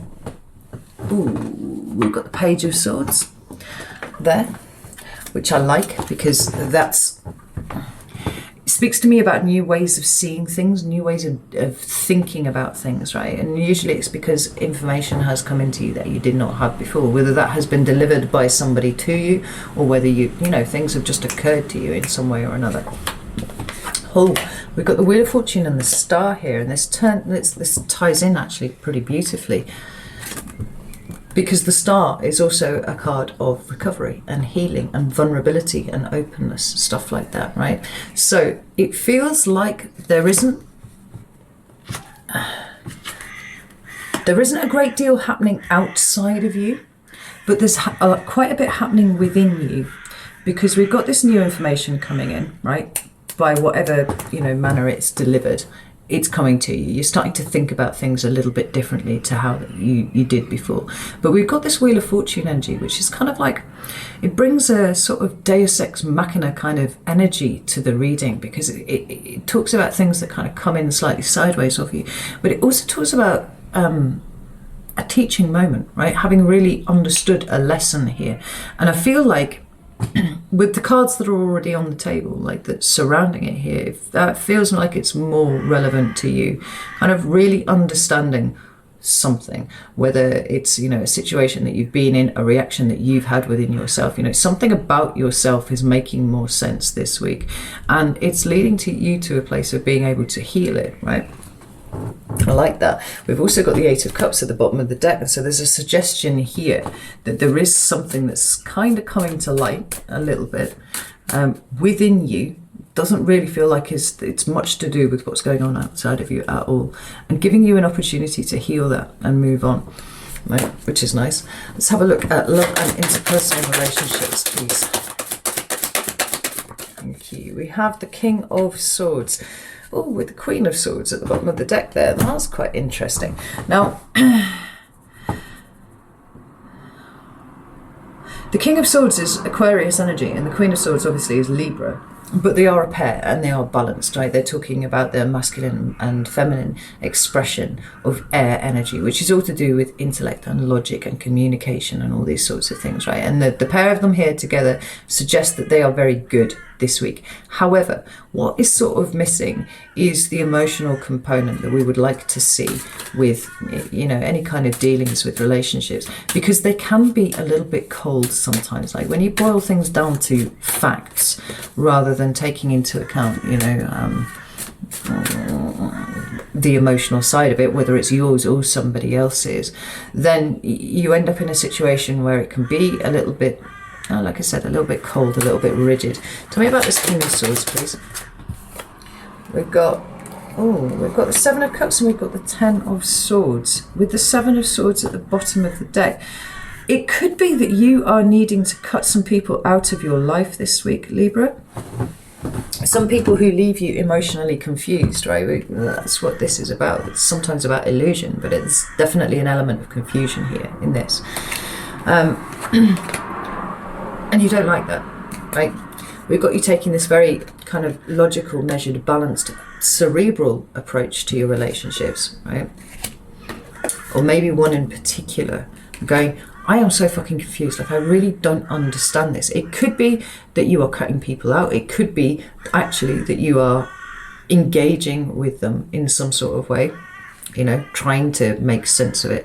But I don't feel like that sense is coming, not least because we've got the Six of Swords at the bottom of the deck, which is kind of moving away from these situations, but because we've got the Ten of Swords too, like something is coming to an end. It could be that the emotional confusion is coming to an end, but I don't feel like that's off the back of communication. It feels to me more like it's just that I can't make sense of this relationship, whether it's romantic or it's a friend or it's a family member or a work colleague or whatever. It doesn't feel to me like I can, we're kind of on different pages about everything, and there isn't really enough mutual ground that we can make this work on. So I think it's the right thing for you, though. It doesn't feel like it's being done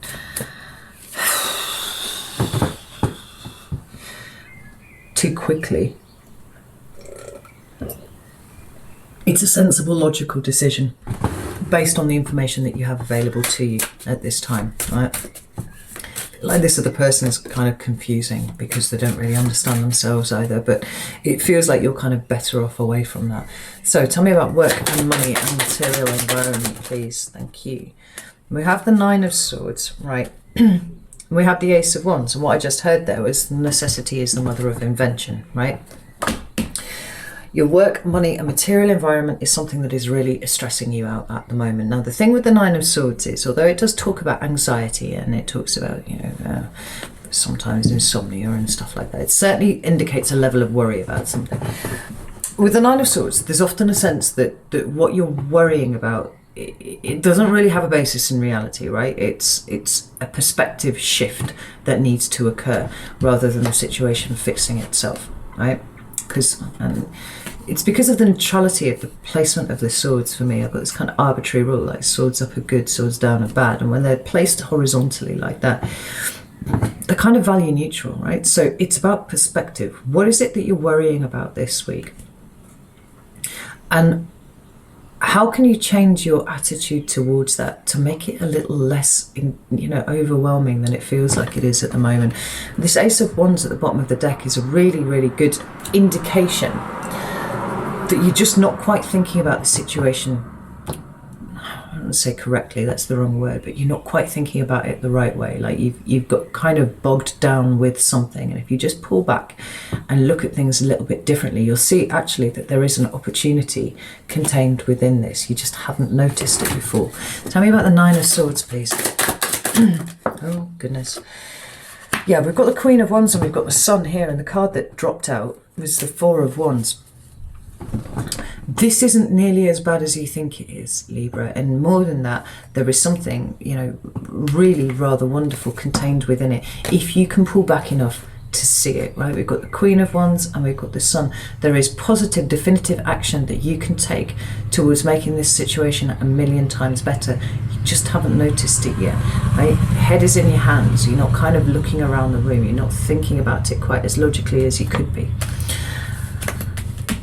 Take some time, pull back, don't get too overwrought with it, and start looking for ways around it, because there's like I said, necessity is the mother of invention here. There is a situation that is difficult, but there is a way out of it if you can detach from it just a little bit to see what that is. Let's see what the point of focus should be this week for Libra, please. We have the Two of Swords in reverse.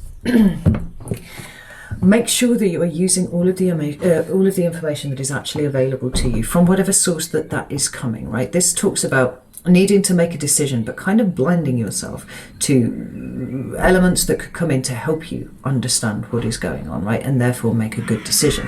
When it comes out in the reverse, it's kind of like knowing what you have to do. It's consulting all of the things that you need to and being able to make that decision moving forward. Let's get some clarifiers. Two Swords in reverse. We have the Eight of Swords. And we have the Four of Swords again. There's repeating cards for you.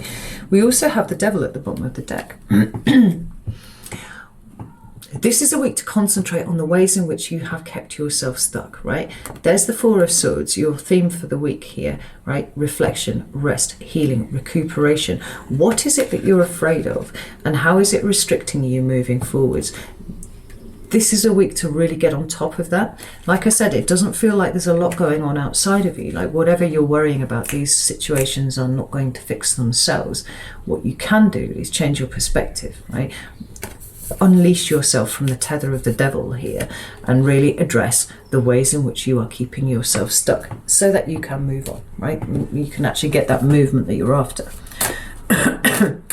Or, stop movement that you don't want to take also. What should Libra avoid?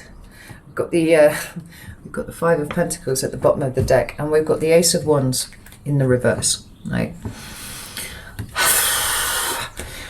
Really don't get stuck in a mindset of there being no way out of what you are in at the moment. Like, it is possible that in the way that you are thinking about this, there is no way out, right? The parameters that you have set for you to work within have no way out, right? That it leads inexorably to loss and poverty of any description here, getting pushed out, isolated, whatever. No way out. What needs to change are the parameters that you're working within, like push them out a little bit, pull back from it a little bit, look at it from a different angle, because that seems to be the thing that's missing for you at the moment, Libra.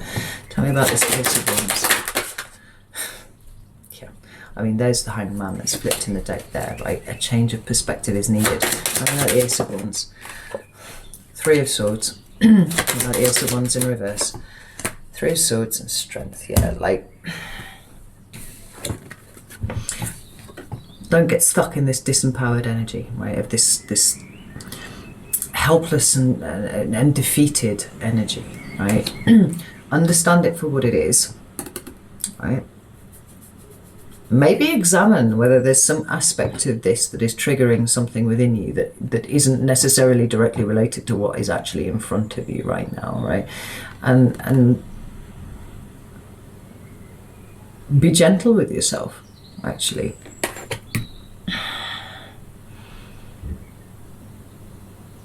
And this is a week for rest and recovery, right?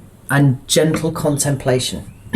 Start exploring things from different angles because you're not seeing quite the whole picture, not as it actually is, at least. Anyway, right, let's put these to one side.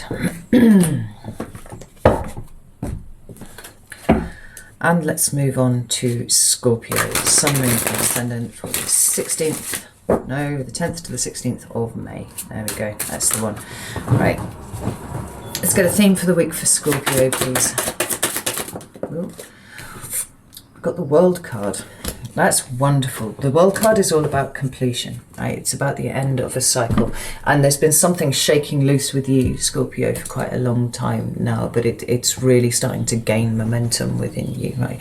It feels like you are leaving behind your exoskeleton, right? An old version of you is coming to completion.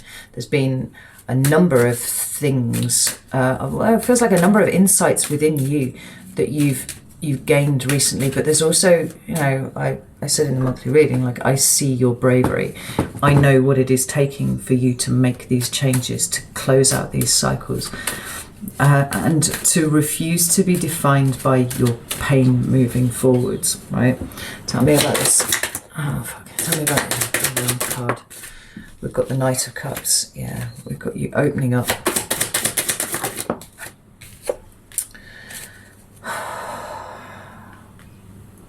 Goodness. I've got the Knight of Cups and the Hierophant.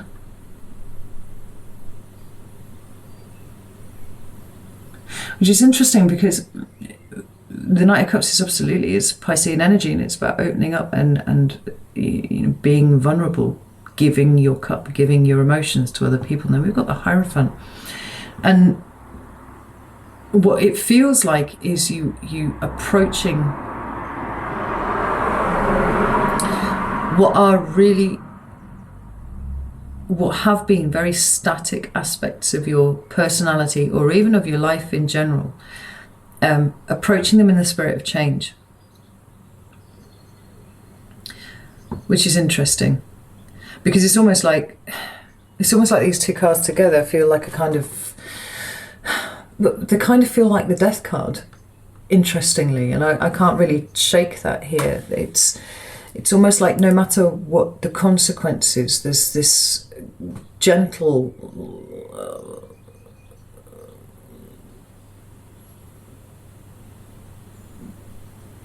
I've lost the word, gentle kind of procession towards what has been fixed and rigid in your life, in the spirit of wanting to change it. And it's not exaggerated and you know, extra. It's just you getting your head down and doing your work, and so the bravery aspect of this is that the Hierophant is such a big card, it's such a big energy, you know, it's major arcana, and there you are, you know, as a knight, kind of walking slowly towards this thing and being all like, it actually feels like it's in the spirit of cooperation, like hello, I know you're there and you've been this way for a very long time. You know, you're talking to an aspect of yourself here.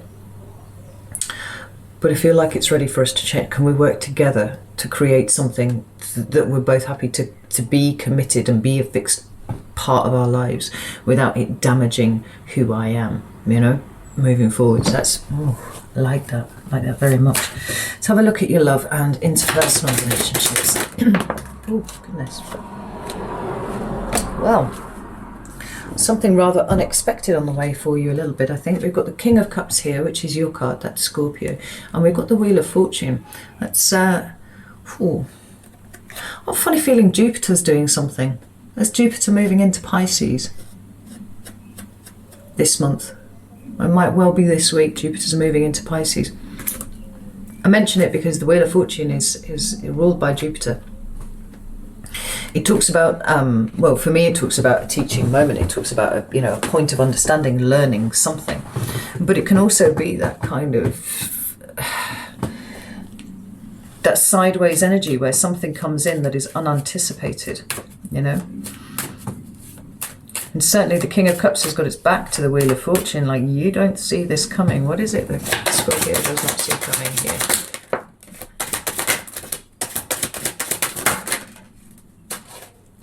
Behave. Let's do this properly. What does Scorpio not see coming?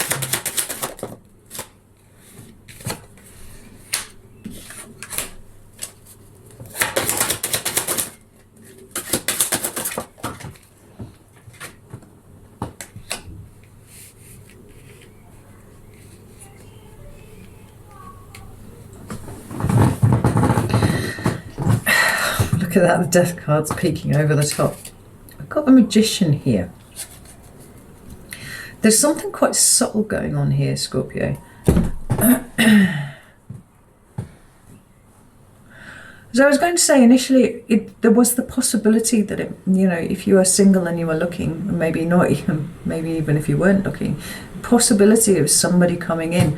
But no, the more I stare at these cards, the less I feel that is the case here. This feels like something really much more profound going on. And, I use that word advisedly. It's more profound than somebody just cantering in for you and going, hey, you're quite nice looking, you want to get together, This is something much, much deeper. We've got the Nine of Wands.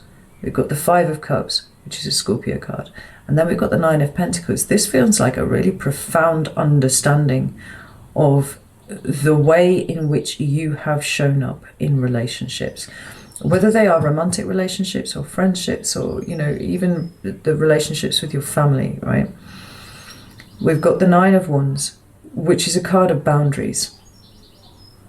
But I feel like what you're understanding is the way in which you have hidden behind things that were supposed to be boundaries but ended up being something so much bigger than that. We've spoken before about how this level of intense self-protection that Scorpio has been engaged in,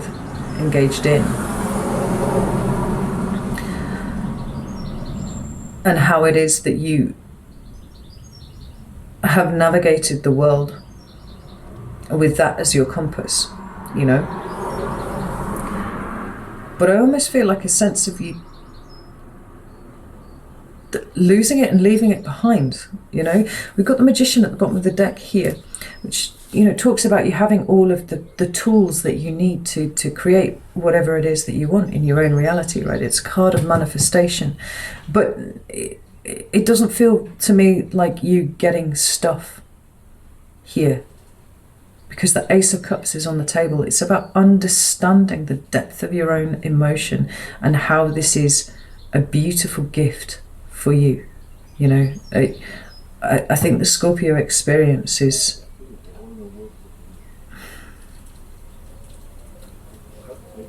I think it's almost set apart from a lot of other signs in a lot of ways.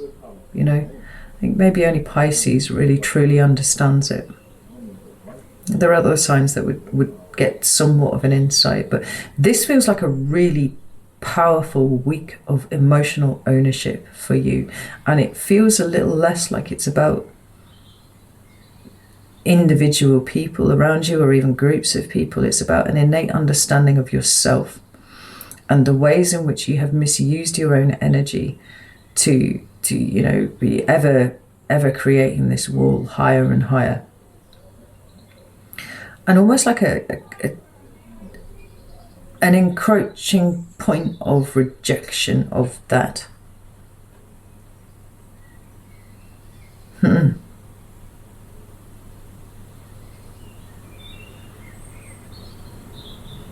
You know, turning this curse into a superpower is well within your capabilities here, Scorpio, and I actually feel you kind of feeling your way towards it, right? Or at least an understanding that it could be the case, rather than being frightened of you know, any of the other possible consequences of that. That's some fucking magic there. Gosh. Right, let's look at money and material environment. We've got the Hierophant. It's a card of commitment. It's a card of, you know, faith and work, hard work, actually, for me, because you don't get to be a Hierophant without putting in the effort and really committing to something. Think about this Hierophant, please. Hierophant, Ten of Pentacles. And the Page of Cups. Yeah, we've got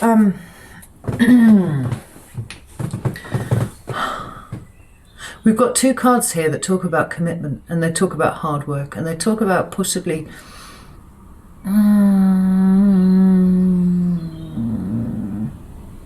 enjoying the fruits of your labours somewhat, you know. It feels like you've reached a point with what it is that you do where you're kind of comfortable. And this week sees you looking at your material environment in a slightly different way.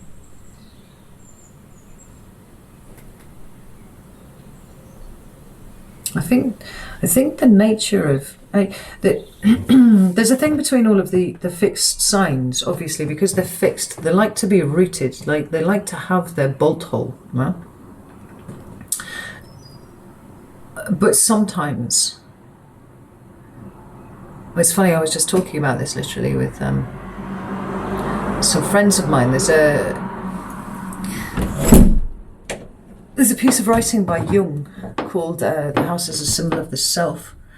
And sometimes, and this, not really Aquarius so much, but certainly Leo, certainly Taurus, and to a degree Scorpio as well, because you like to have this kind of sanctuary, this bolt hole where you can go.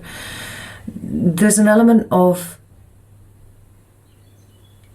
your material environment becoming an expression of what is inside. And I'm not talking about the way that you decorate or anything like that, but just like the security that it represents, right? Kind of externalizing it rather than holding it within here.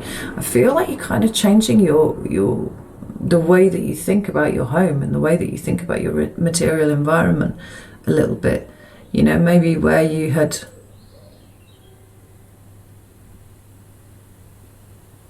kept it, you know, scrupulously tidy all of the time and stuff like that, going, actually, well, you know, it doesn't really matter that much. Like, there are other more important things to go on here. It actually feels like there's an analysis of your attachment to your home and an attachment to your work. And seeing it differently.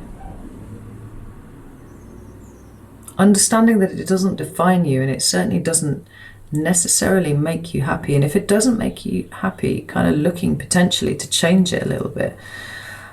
But it definitely feels like a new insight into the way that your material environment operates for you and what it says about your emotional state within. That's really interesting, Scorpio. Right, let's have a look at your point of focus for the week, please. Ten of Pentacles again, right? This is, oh, and look, there you are at the bottom of the death card.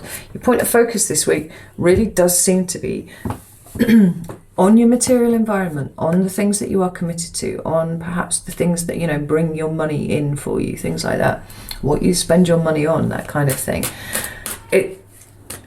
And on changing that. Like, it could be that you spend an inordinate amount of money on just shit for your house, and actually what it is retail therapy. All right, there's no actual joy there for you. It just makes you feel a little bit better to blow off some steam and blow some cash, right? You're kind of looking at it and going, why do I do that, right? What could I do that would actually fulfill me at some point, instead of just, you know, buying things? It could be something like that. But it does seem to be an analysis of the structure around you, like kind of really considering it and how it is that you can change it to make it work for you a little bit better, rather than having you be a slave to it. Maybe just contemplation of your stability, you know. How about this Ten of Pentacles, please? Ooh. Got the Five of Wands and the Devil. Like, yeah, Ace of Pentacles at the bottom of the deck here, but the Five of Wands and the Devil, like the ways in which you are kind of, I don't know, chained to a level of materialism that suddenly doesn't mean anything to you anymore, right? What is it that you're trying to fix with that? This feels like it's insights that you're getting this week, right? This is really big, you know. And I don't mean, oh, you're a materialistic, you know, sign and you're shallow and all that sort of thing. No, it's again, it's more nuanced than that. It's like, why do I invest so much in this? Like, why do I go for this temporary bump that makes me feel better with it when I buy something shiny and new? And then ultimately when it arrives, I feel kind of, you know, unfulfilled and empty. And it's because material stuff doesn't really fulfill anyone, right? But I see you really focusing on this and noticing this about yourself. Now, when it comes to something as profound as your material environment and your home and things like that, like that can make a huge difference to your priorities and even the way in which you define yourself moving forward. So this is all like really big stuff, Scorpio. Which is Scorpio avoid this week, please? Got the Ace of Wands.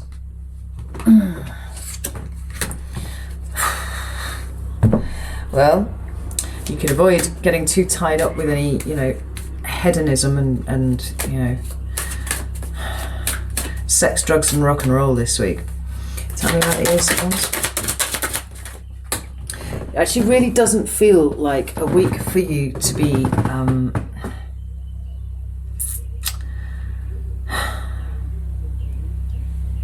engaging too much with anything outside of yourself. Like, this feels like a week of contemplation, a week of reflection, a week of you really sort of prying around in your internal space and working some stuff out, you know. It could be a week to avoid running after something shiny and new, whether that is a relationship or, you know, stuff and things, you know, whatever. Because I don't think that you're ready for it yet. Like, there's work to be done here and you're absolutely engaging in it. I can see it. And trying to start something new would be jumping the gun for you. We've got this Six of Swords that came out after. Tell me the Ace of Wands, please. Thank you. Yeah. We've got the Hanged Man in reverse. Like, don't really move much this week, you know. It seems to me like the insights about you and the insights about your, you know, your past, and perhaps, you know, traumatic things about your past require you to be still. They require you not to be distracted. They require you not to be chasing something, right? That in and of itself for you is often a way in which you have tried to escape, you know, what's going on inside of you. So a week of inaction, a week of consideration, a week of just taking everything quite slow, and like I said, kind of feeling your way around with things will see you having much better results, like further down the line, if you take the time to do that now. But it feels like a pretty big week for you, Scorpio, and no mistake. So let's move on to Sagittarius, Sun, Moon or Ascendant for the week of the 10th to the 16th of May. Finally, 3/4 of the way through the zodiac, and I'm getting there right. So, a theme for the week for Sagittarius, please. We have the Three of Wands. Oh, this is interesting because we've got the Ace of Wands at the bottom of the deck for you here. There's an element But it's only a small one here of there being something that you've kind of put in motion already. You're kind of waiting for it to happen. But it feels a little bit more to me like there are changes that you're making in the day-to-day way that you do things that are coming up for you here. You know, it seems like you kind of stood back from your life a little bit, or you are standing back from your life a little bit this week, Sagittarius, and you're kind of gazing at it and going, right, where can I do things better? Where can I improve stuff? You know, where can I get the maximum return for my investment on whatever energy I'm investing in anything, right? Where do I maximize efficiency? Stuff like this, right? So we've got this Ace of Wands at the bottom of the deck here. It is talking about new inspiration and things like that. But for you, it feels like it's creating space for the inspiration to flourish. Tell me about the Three of Wands, please. We've got the Chariot there. We've got the Chariot and we've got the Page of Swords. Yeah, absolutely. We've got the Strength card at the bottom of the deck, card of Leo, but it's a card of growth, right? And Saggy, that's been very apparent for you in the last few months. Like, you are really growing, and it's actually kind of, it feels like it's gaining momentum for you. You know, we've got the Chariot card here, which is the card of Cancer, but it is absolutely a card of the self, right? It's a card of balance, which is something that's very important to a Sagittarian anyway. But it feels like you are this week looking at your life, looking at what can be improved in terms of where you're putting your energy and stuff like that I said, because you're doing it with a view to setting new goals, right? New targets for yourself, new things that you're wanting to do. We've got the Page of Swords here, and there's a level of creative thinking being employed by this here. So it doesn't feel to me like you're starting anything new this week, but it feels like you're almost readying yourself for the ace coming in, right? You're tilling the ground, working out where you can put more efficiencies into your time, maybe so you can free time up to do things, or maybe free effort, or, you know, where can I streamline what it is that I'm doing, because I want to start setting these new goals, these new things moving forwards, right? I want to give myself the mental space to be able to think about new goal setting, stuff like that. All right, so let's have a look at your love and relationships. Love and interpersonal relationships for Sagittarius, please. Ooh, thank you. We have the Five of Swords here, and we have the Hermit at the bottom of the deck. So, interesting. I think we might be around about a Mercury retrograde now. By the time you are watching this video, certainly we'll be coming into the shadow period, I think. Five of Swords is very difficult energy when it comes to relationships. And the reason why I'm bringing it up, the retrograde up, is because this card kind of has a retrograde quality to it, Mercury retrograde quality to it anyway, because it's talking about shifts and changes in communication and thinking and stuff like that, right? It feels like it's really easy to get the wrong end of the stick this week with people, and for them also to get the wrong end of the stick with what it is that you are saying, right? It feels a lot like mismatches in communication might well be occurring for you here. Tell me about this Five of Swords, please. We have the Four of Pentacles, and we have the Ten of Cups. Yeah, we've got this Three of Swords at the bottom of the deck. Honestly, Sag, I think you're going to get triggered to fuck by something this week, right? And I don't know who it's by. I don't know if this is someone close to you, or whether this is someone, you know, a little bit further out. But there's something here that triggers something quite hard in you, right? Whenever we've got a trigger going off, it's never about what's going on in front of you. It is leading you to something that sits within, something, in fact, that needs letting go of here. Now, the fact that the Ten of Cups is here is really nice. It's a really nice mitigator of the energy that's going on here, because it does feel to me like you are understanding what being triggered actually means, you know, rather than just reacting to things. It's kind of like, I can feel you kind of going like, okay, I know what this means, right? This means that I need to go looking for whatever this is in here and shift it and change it, release it, accept it, let it go, you know, that sort of thing. Because I want the harmony, I want the peace, I want to be able to conduct myself correctly in my relationships, right? So whether you are triggering somebody else or somebody else is triggering you, I actually feel like it's you that's getting triggered here, Sag. Like, it's a really beautiful opportunity for you to be able to work for something, work towards something that will actually have more of this in your future. Right, so don't be concerned about it, but certainly take the time to go within and really analyze things before you start reacting to stuff. Analyze, don't overthink, right? Kind of look at it objectively and see what's going on here, because there's stuff to be left behind and released here for you, for sure, right? Really valuable opportunity for you to do that. Let's have a look at work, money and material environment. We've got two cards for you. We have the Eight of Swords and we have the Wheel of Fortune. This is interesting. So, the Wheel of Fortune I always associate with you anyway, because it's ruled by Jupiter, right?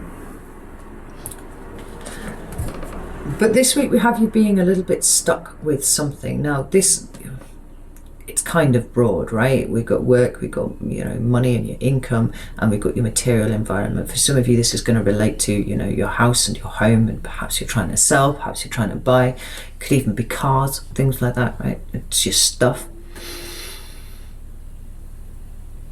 But it could also be your employment, your business, you know, your job, whatever it is that you do to bring money in for yourself. It could be your financial situation altogether. It seems like you're a bit stuck this week, right? It feels a little bit like that things aren't progressing the way that you want to. Maybe there are, you know, some obstacles being thrown in your way, and it feels like you can't achieve what it is that you're trying to achieve. But we've got this Wheel of Fortune here.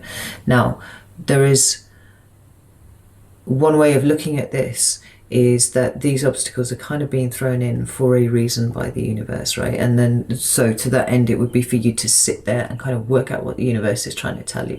Maybe it's stopping you from trying to expand or buy that new car or move house or do that sort of thing, because you haven't prepared the ground properly enough yet for it, right? Back to this kind of, you know, making sure you're doing the groundwork, making sure you're doing the preparation and stuff. It could be that you're getting in your own way, you know, that's possibly a thing.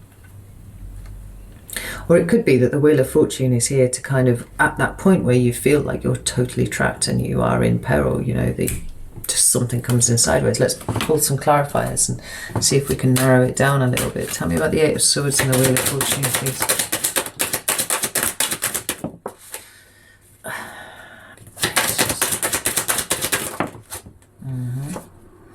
So we have the Knight of Cups, we have the High Priestess. Oh, fucking hell. And we've got the Eight of Pentacles and we've got the World. Okay. Okay.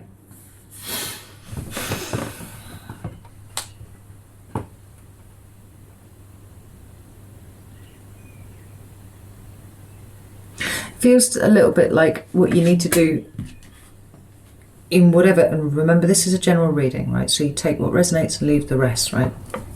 But you've also got to take the time to apply it to your own situation, whether it is a house or your financial situation, or, you know, your job, your business, any of these sorts of things. It feels to me a lot like the Eight of Swords that you find yourself stuck in is a matter of perspective, right? The thing with the Eight of Swords is there's often the implication is like, she may not have put herself there, but she certainly is keeping herself there by not wriggling free of these binds that very, very loosely hold her. You know, if she wriggled free of that and got her hands free, she could take that blindfold off and she could actually see where she was and how to navigate herself the fuck out of it, right? But she's not. She's choosing to stay there. Like, wherever your thinking is limited and stuck and rigid, that's where your issue is, right? And so it is for you understanding that you do limit yourself and you do sabotage yourself at times, right? Now, the way to get out of that, I feel, is possibly to speak to somebody that you trust, Right? Somebody who you feel has the wisdom to be able to see inside of your mind and see what's going on, right? Because it doesn't feel too much like the obstructions are outside of you that much. It feels like they're kind of up here. It's the way that you're thinking about things, right? So absolutely, if you feel like there's somebody around you who might be able to kind of pry around in there and work out what's going on, speak to them for sure. But if not, it's like, spend a little bit more time with your intuition, right? Where is your intuition guiding you? Because the Eight of Swords is very cerebral, right? It's all up here. That's where the overthinking and the anxiety comes from, right? What's your intuition saying? Make sure that it's your intuition and not that little like nagging voice that we discuss at times, right? Because it feels to me like if you sat in some stillness for a while, right? Just stop, zoom in for a second and really cultivate a place of stillness. Whether you want to go into, you know, a couple of days of you know, doing a 10-minute meditation in the morning, whatever, but like just stopping, you'll actually find that there is a direction that you are being pulled in this way. And there is some work to be done, because we've got this Eight of Pentacles here. But there is some level of completion that's coming, right? Now, if you're wanting to start anew, and that is very much the tone of what is going on here with the theme of the reading for this week, you need to close out the old, and it feels like there's a little bit of work to be done there. It's a matter of perspective, again, for you. So let's...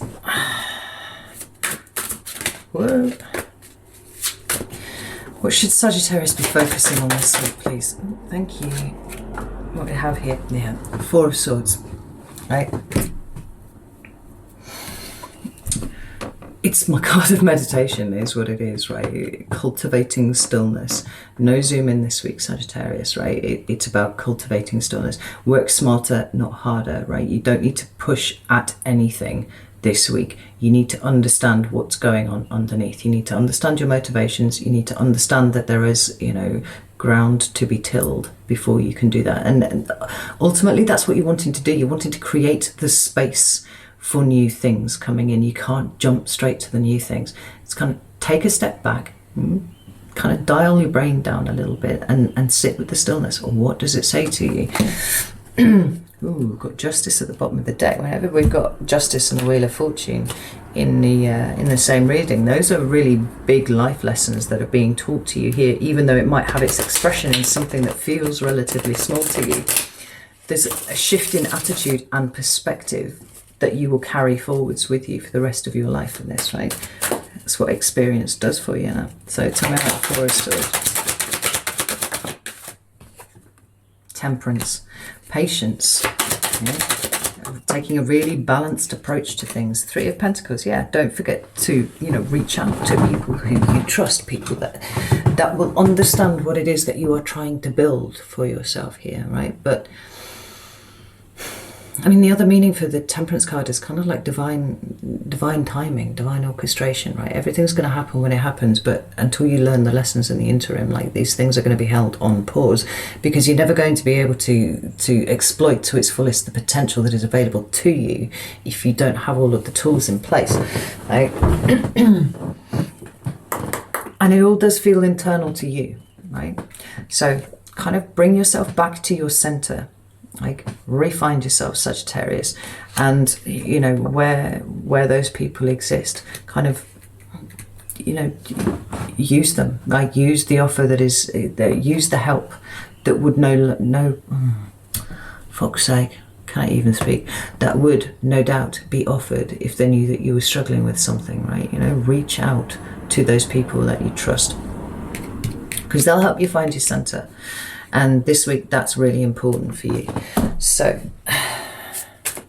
not going to do it for you, but it feels like even just a conversation over a cup of coffee would be enough to get your mind moving in the right direction, you know. What should Sagittarius avoid this week? I've got the Six of Swords with the Two of Cups at the bottom of the deck. Like, avoid kind of running away from situations that feel a little bit hard. Particularly, you know, I feel like this is referring back here to this love and relationships, interpersonal relationships here, right? if you do get triggered this week, and it seems highly likely to me that you will be, like, your instinct will be to run. It will be to just get away from that situation, right? Particularly if it's quite a close relationship to you. Don't do that. Remember, it's not about the movement, it's about being still this week, right? So, however strong the urge to run away and hide is, or to go run away and entertain yourself with something entirely different, so you don't need to think about it, like, resist that a little bit, because there's a lot of gold here for you to mine if you choose to. Now, that's Six of Swords, please. Page of Wands in reverse and the Nine of Swords. Yeah, like, don't run away from things, and also don't decide that things are fucked before they've even started, you know? I mean, obviously that's if it's a new kind of situation that you've got going on, right? Don't try running off to start something new, right? To escape this inside your head. Sit with it just for a little while, because Sagittarius, it really does feel to me like it will be incredibly worth it for you in the long run. Right, yeah, and there's the Hermit at the bottom of the deck again, right? This week is all about internal contemplation for you, so, like, roll with it. Okay, let's move on to Capricorn, Sun, Moon or Ascendant for the 10th to the 16th of May. Now I have a theme for the week for Capricorn, please. 10 of Wands. Capricorn, if ever there was a card that describes you, it is the 10 of Wands, right? It's the temptation that is part of a Capricorn experience to always overextend and overwork yourself, right? It's here, it's prominent all of the time. So this week, where are you overextending yourself? Where are you working too hard? What can you let go, right? The thing that I often feel with the 10 of Wands is that there is some aspect of your life that you are kind of making hard for yourself, right? Like, it's like I said, sometimes it's overcommitting to things. Sometimes sometimes it's just a case of taking something too seriously, you know, and kind of making your entire life about it. Like, where can you put some stuff down? Where can you rest? Where can you recuperate? Tell me about 10 of Wands, please. Ooh, yeah. So we've got the 6 of Wands and we've got the Queen of Swords with the Ace of Swords underneath here. Right, so in order for you to be successful, like I've said to a number of signs this morning while I've been doing these readings, it's about working smarter, not harder. Now, like, you're good at working smart, but there's a different way that you could be doing things, right? Use the energy of the Queen of Swords this week to take an objective and discerning view over your life and see where you are overextending yourself, because you are burdened this week, right? Now, it's not all doom and gloom, because using this energy shows you where you can kind of refine your operations, you know, you make things better for yourself, and ultimately that's what we want to head towards. The success comes for you by cutting things out rather than keeping them in. And with the Ace of Swords at the bottom of the deck, right, that seems to be the truth that kind of occurs to you this week, right? I am doing too much. I am spreading myself too thin. I am making things hard for myself. You know? Maybe there's a more efficient way around that you can do things. You can plan your time better, something like that. Right? All of these things will make a big difference to you in how you move forwards. Now, I feel like we're going to... there's the 6 of Wands there as well. It's just popped out. I feel like this is probably going to be reflected in every aspect of what we're looking at here for you this week. But let's have a look at love and interpersonal relationships for Capricorn, please. Thank you. We have the Star. It has come out in reverse, which is a little uncomfortable. We have the Judgment card at the bottom of the deck here. Now, the Star in the upright talks about hope. It talks about healing often. It talks about wishing. Right? It talks about, you know, your plans for the future. And it seems to me a little bit like some of the magic is perhaps a little bit absent from your personal relationships this week, right? Now, I like the fact that you're kind of being given reason to pause and look at things properly, you know, rather than being kind of swept up with everything that you need to do, like taking a bit of time and looking at your relationships and stuff would do you very well. We've got the Ace of Cups at the bottom of the deck. Where has the magic gone out of, you know, everything, you know, your friendships, your family relationships, your you know, your intimate relationships, and how can you bring that back this week? Yeah. We've got the Judgment card there. There's a Ten of Swords underneath. Like for some of you, it may involve a parting of ways with you and someone else. But I think that this situation is not irretrievable. There is something that you can do to kind of bring that back. And like I said, it feels a little bit like the magic has gone from something. I mean, like the Star.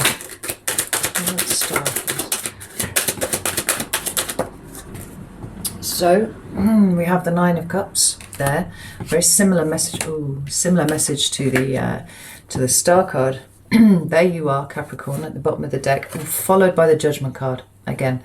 And not only that, we've got the Four of Cups underneath, right? So here's the Judgment card with the Ten of Swords.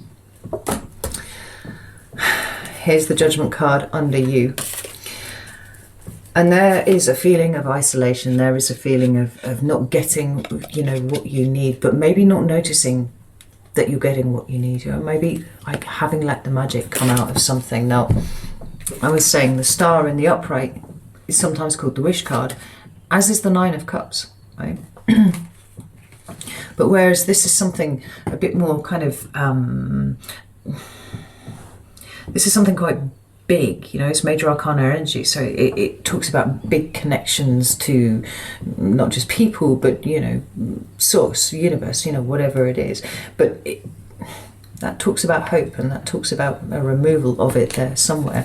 What we have here is the Nine of Cups, the Tower, and the Ten of Swords. I think this is a week, and I'm talking about your closer relationships here. So very close friends, close family, close intimate relationships. It feels a bit like it's a make or break here, Capricorn, right? With this Tower energy, it's sudden and it's shocking, and it can talk about endings, as the Ten of Swords does here. But I feel like if you want to retrieve this, you can, right? But it's going to take effort from you. It's going to take a level of commitment to you, from you to this situation, right? It means kind of putting things that can wait down and really focusing on what is in front of you here, because I think if you don't, then you make that decision by default, right? That thing will just leave, it will just go. Whether it's a situation or whether it's a relationship, right? There's a possibility of something ending here. And if you want it to end, then that's fine, right? You don't need to do anything, it's going to do it anyway. But this feels a little bit like an opportunity for growth here for me. So in your close relationships, however they present, it feels to me like there is an opportunity here to fix something that is limping towards broken, right? If you want it to. Now, if this is what you've always wanted, then there's a question here of why it is that you've been neglecting it for so long anyway. If it isn't what you want, why have you been allowing it to continue for as long as you have, right? It's really asking you to spend a bit of time with yourself and understand what is going on with you, engage with what is going on with you, because either way, this isn't good. Like either you've been neglecting something that's really, really important to you, or you've been just going along with something because you didn't want to rock the boat, you know. The thing is, with the Tower card in here, like whenever it appears, it's usually because you've had an opportunity to fix this, and you've been given an opportunity to fix this over and over and over again, and having not done it, the universe steps in and sorts it all out for you, right? One way or the other. If you want this, whatever this is, then you need to start putting some effort into it. If you don't want it, then why have you been engaging with it for this long, right? Big week, Capricorn. Let's have a look at work and money, material environment. Oh, we have two. we have the Justice card and we have the Knight of Swords. We have the Strength card, excuse me, bottom of the deck. That's two major arcana there with the Strength and the Justice cards. It really does feel like doing the right thing here, right?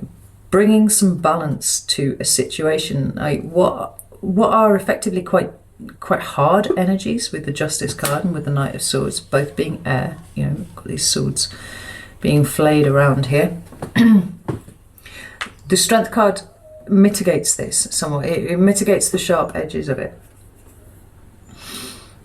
It's doing the right thing and bringing balance to a situation. And it does feel like some level of communication from you is necessary here, right? Now, when I say work, money and materials, obviously this is a fairly broad category. This could be your job, it could be your business, but it could also be something to do with your home. It could be to do with your possessions, do you know what I mean? Could be to do with your financial situation.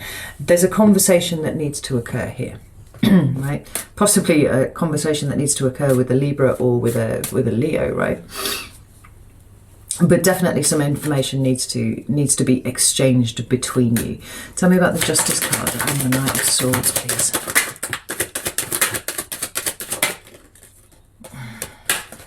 Get this straight. Justice and Knight of Swords, please. Yeah. We've got the Seven of Wands and we've got the Six of Pentacles. Let's get one more for that because we've got two. Oh, fucking two. Right. Yeah. We've got the Death card here. Another card of endings, right? So we have the Tower card, we have the Ten of Swords, we have the Death card. These are all cards that speak about endings and the potential for new beginnings off the back of it. But we also have the Ten of Cups, which is, you know, it's an ending in so much as it is, you know, the culmination of the suit, right? It's not like your happiness is going to drop off a cliff. It's not like that, right? But it's kind of reaching the top of what is possible. Now, this is all about emotional fulfillment of not just you, but others too. And I wonder if there's an element of the work-life balance that needs to be addressed here, which is interesting because I feel like you've been working on this for a good year or so now anyway, Capricorn. But this Seven of Wands, Six of Pentacles, Queen of Cups, and the Ten of Cups, it does feel like there's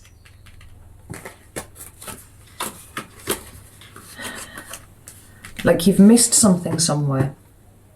You know, you've overlooked something somewhere. And what, like I said, like these quite harsh energies of the Justice card and the Knight of Swords are mitigated by the Strength card and by the Queen of Cups and by the Ten of Cups here, right? And then in the middle we've got this card that speaks about balance too, just as the Justice card does, right? We've got the Seven of Wands, which is talking about sort of defending yourself here. But again, it looks very much like you've been swinging to an extreme, Capricorn, and you're required to come back from that. And not only that, you have to be kind of gentle with it. You have to be open to the emotions of other people when it comes to whatever this situation represents to you, because I feel like it doesn't just affect you, and I think that you've kind of lost sight of that somewhere along the way. This is a week for some really hard work on what is important to you. Yeah, let's have a look. What should be point of focus for Capricorn? Nine of Wands. And the Four of Wands at the bottom of the deck. This card speaks to me about home, right? It's the creation of a new foundation, absolutely. But it is home, not just the four walls, but the people, the situations, you know, all of those things kind of tie into what feels like home for you. Now, it feels to me like you need to fight for what makes you feel like you are at home, because you've taken your eye off the ball here. And, you know, it could be that you feel like the other person is overreacting, you know, and again, this isn't necessarily a romantic situation. This could well be friends and family as well. But you are being required to put the effort in. You are being required to make the changes here, Capricorn. Tell me about the Nine of Wands. Because it feels like You're the one who needs to do the communicating, actually. It feels like you're the only one who can, you know, and that's the Nine of Wands. And if you do feel like somebody's overreacting, then it's possible, good Lord, it is possible that that's the problem, right? You haven't fully considered something from somebody else's point of view. We've got the Page of Cups at the bottom of the deck here, which is a card that speaks to me about apology, right? It's small messages of love, for which I consider that to be apologies. But look at that. We've got the Knight of Swords and we've got Strength again. It's about fighting for and delivering a message of what is important to you, but doing it softly, you know, doing it with compassion, doing it with grace, doing it with what is important to you front and center, because like I said, it feels a lot like you've lost sight of that. Now, there you are, look. We've got the Devil and the Justice card underneath there again, right? You, as the Devil, as Capricorn, are the one who is required to bring balance, bring justice to this situation, possibly by way of an apology, right? But certainly opening the lines of communication up, because it does feel like this is a make or break kind of element, kind of energy for your week here, you know. Clear expression of how you feel, and it's how you feel, not what you think, Capricorn. How you feel is going to do much more to keep the people that are important to you, the situations that are important to you, around you and in play. If you rush in with an acid tongue and a critical mind of what this, you know, of whatever is this situation is here, you will lose ultimately what it is that you want to keep around you. What should Capricorn avoid this week, please? Four of Cups. Avoid feeling sorry for yourself in this situation, right? Avoid feeling like you are being put upon by somebody else's emotions, because I honestly do not feel like that is the case for you this week. That's Four of Cups. Yeah, we've got the Judgment card. And we've got the Four of Cups again, right? Do not be judging other people this week, right? Maybe you think everybody around you is being a bit of a snowflake and they're being really oversensitive or something like that, or maybe they're making a mountain out of a molehill. There's enough cards here for me to suspect that actually that isn't really the case, and you are being a bit closed, you are being a bit critical, you're being a little bit distracted by something else, and you kind of let the magic go out of the things that are around you. You know, it's an opportunity for growth. You know, that's what we see with the Strength card over and over again. It is an opportunity for growth, and it's an opportunity to keep around you what is important to you, and that, more than anything else, is the important thing to keep front and center in your mind for this week. Okay, so let's shuffle that. Let's move on to Aquarius, Sun, Moon or Ascendant for the week of the 10th to the 16th of May. Give me a theme for the week, please. We have the Fool. It proper gambled out of there. We have the possibility of something new opening up for you. We have new starts everywhere, actually. I've just noticed that we've got the King of Swords there at the bottom of the deck. What's following that? And the Queen of Swords. Nice, good combination. But the start of something new, like perhaps the need for a little bit of trust. Yeah, maybe there's a bit of blind faith involved here, you know, there's taking a leap into something. How does Aquarius navigate this? What the fuck? Get back in there, all of you. How does an Aquarius navigate this energy, please? Ooh. We have the World card. We have the High Priestess and we have the Knight of Cups. Right, so success for you this week is dictated by you following your intuition, right? Following your heart too. There's, with the exception of the King, Queen of Swords that we have at the bottom of the deck there, what we've got here are cards that speak of, you know, emotion and intuition. Two Pisces cards with the with the High Priestess and the Knight of Cups. We have the World there, right? what has ended, what has gone, is it's all completed, it's done, right? You're bouncing off to something new, but be guided by your intuition and your heart rather than your mind this week. And I know that that's kind of weird thing to say to an Aquarius, but actually I feel like some of you are going to be getting some really strong downloads about something. You know, those more spiritual around you, it's just going to come to you. It's just going to be like knowledge. You're just going to know things. And I feel like it's dictating your behavior. It's dictating the decisions that you make, right? You're going to do things without quite knowing why you're doing them. And it will become clear later on. You'll understand why you've done it. But for the most part, it's kind of like just trusting your gut, trusting what's coming through. Tell me about love and interpersonal relationships for Aquarius, please. We have the Four of Wands. That's beautiful energy. It is a card of union, coming together, you know, with people. Really strong relationships this week. About the Four of Wands, please. Oh, shit. Yeah. Very committed. Some of you might actually be considering marriage. Right? Or even getting married this week, right? We've got strong messages of union, like an officially recognized union with this Four of Wands and this Hierophant here, but also with the Ten of Pentacles.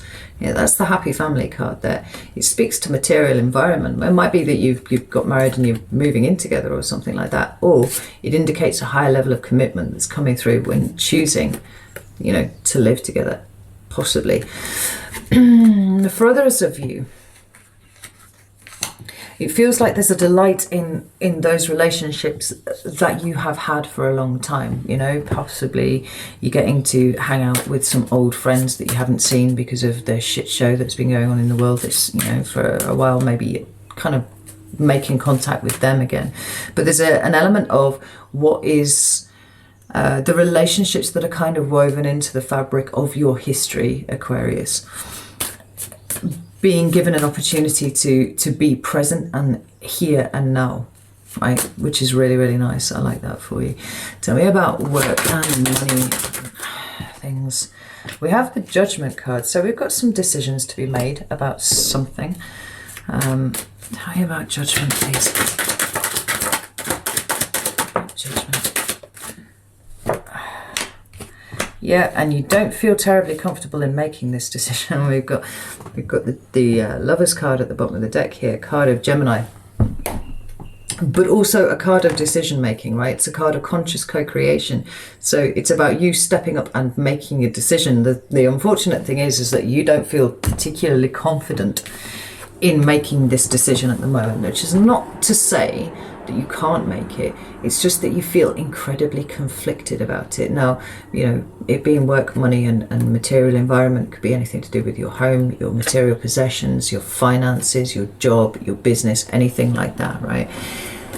The thing is, this week it's required of you, right? You don't get away without making a decision on this, because frankly, the state that you find yourself in at the moment is not one that you want to take forwards, right?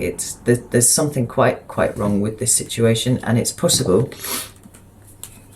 it's very, very possible that you're kind of flogging a dead horse with something, right? I don't know where that came from, but possibly it is. But you're certainly you're putting too much effort into something that isn't going to give you the reward that you expect, and so the decision making is required from you this week, because if you choose not to make the decision, you're still making a decision, right? You're choosing not to do anything about it.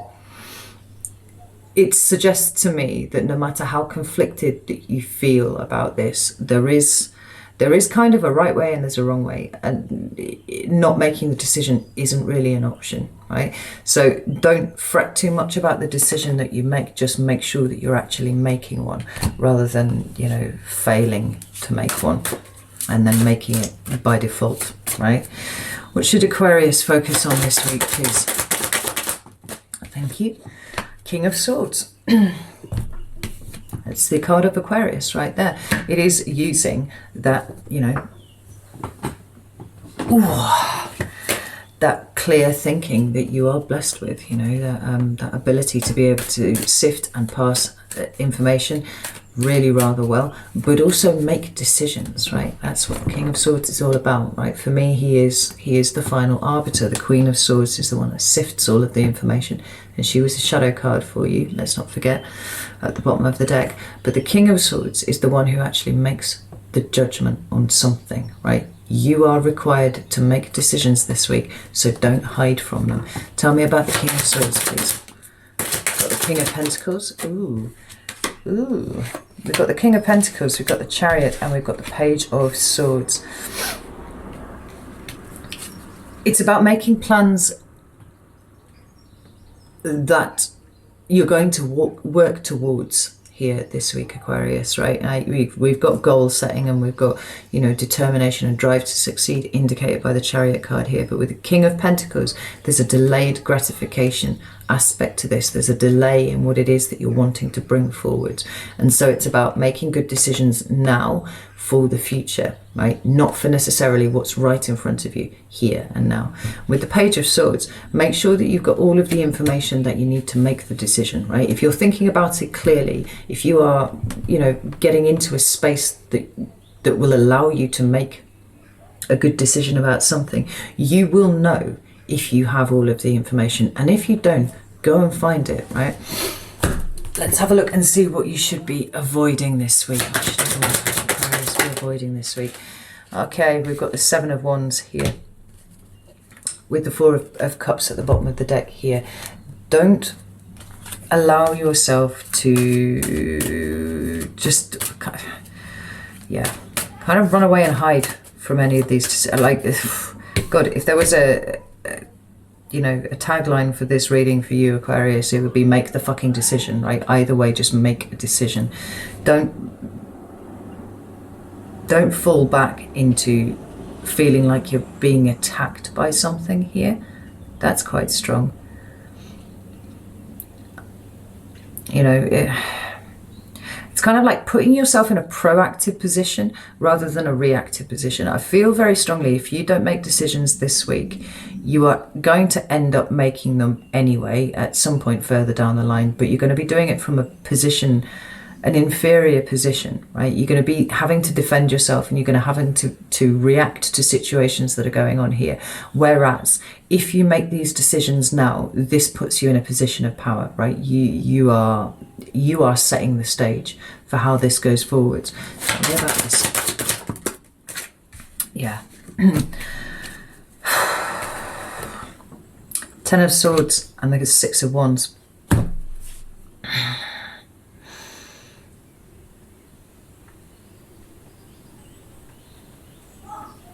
For some of you, it's going to involve drawing a line under something, walking away from something, letting something end, right? Almost like cutting your losses before things get too heavy and being able to canter away from it. But proactive in all senses, in all things, right? No hiding from any decision making this week. With the caveat that if you don't have enough information, that's a good reason to hold off on making a decision. But if you know that you don't have enough information to make a decision, then it's incumbent on you to go and find it, right? Okay, so finally, my dear fishes, dear lovely fishes, let's move on to Pisces. Fuck's sake. Yeah.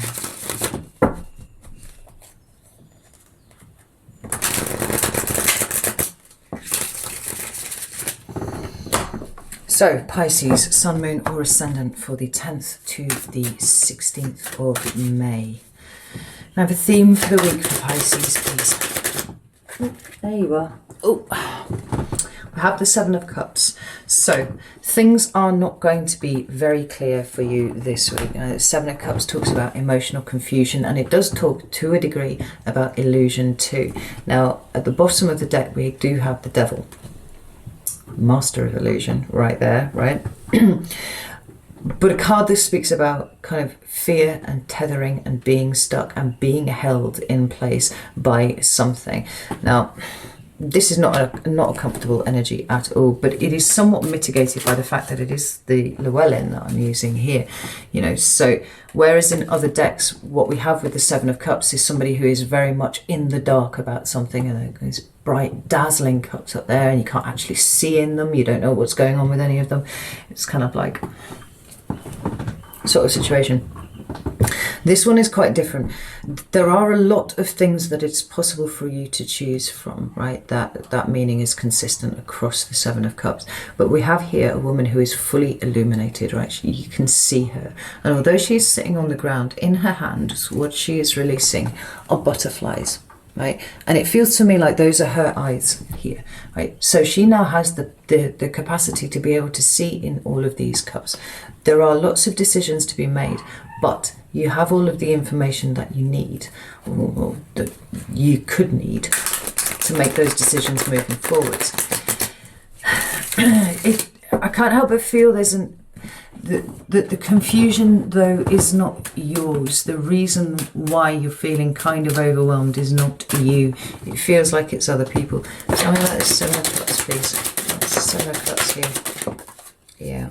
So we've got the Magician in reverse, and we also have the Eight of Cups. Now the Magician is a card of manifestation, right? It's a card of combining will and action, you know, intent and focus and all of these things together with the elements in order to manifest for yourself the life that you want, right? It's a very, very powerful card, but just as it is positive and powerful in the upright, it does have a dark side, and I think that you are subject to this dark side at the moment because it's come out in the reverse. This is somebody who is used to manipulating, right? With no, you know, with neutral morality on it, right? Manipulating elements, emotions, whatever, to get what it is that he wants, right? Manipulating reality. That way around.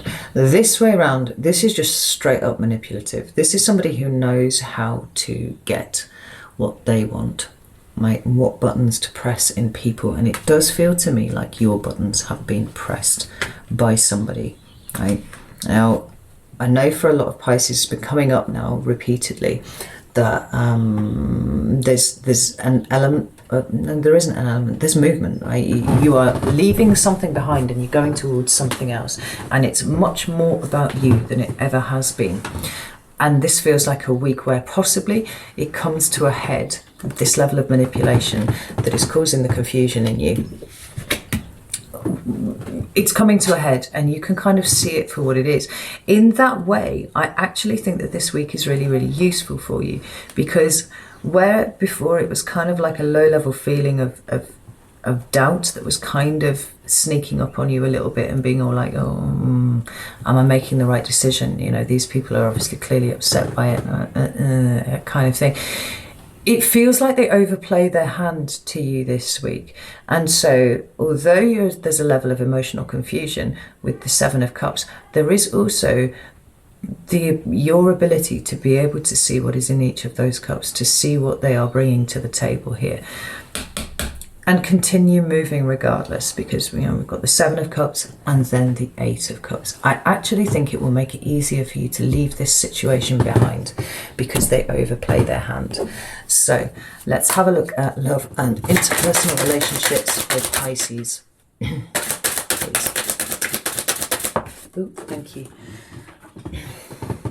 Got the Eight of Wands. We have got lots of fast-moving communication going on, but we also have the Ten of Swords. Now, the Ten of Swords is a completion. It is an end, and it could be an end to, all sorts of dreadful, awful, painful things. But it's an end to a certain way of thinking too, because it is swords, right? It could be an end to a type of communication. It's interesting that we should have the Ten of Cups directly underneath that, right? Both of them are tens.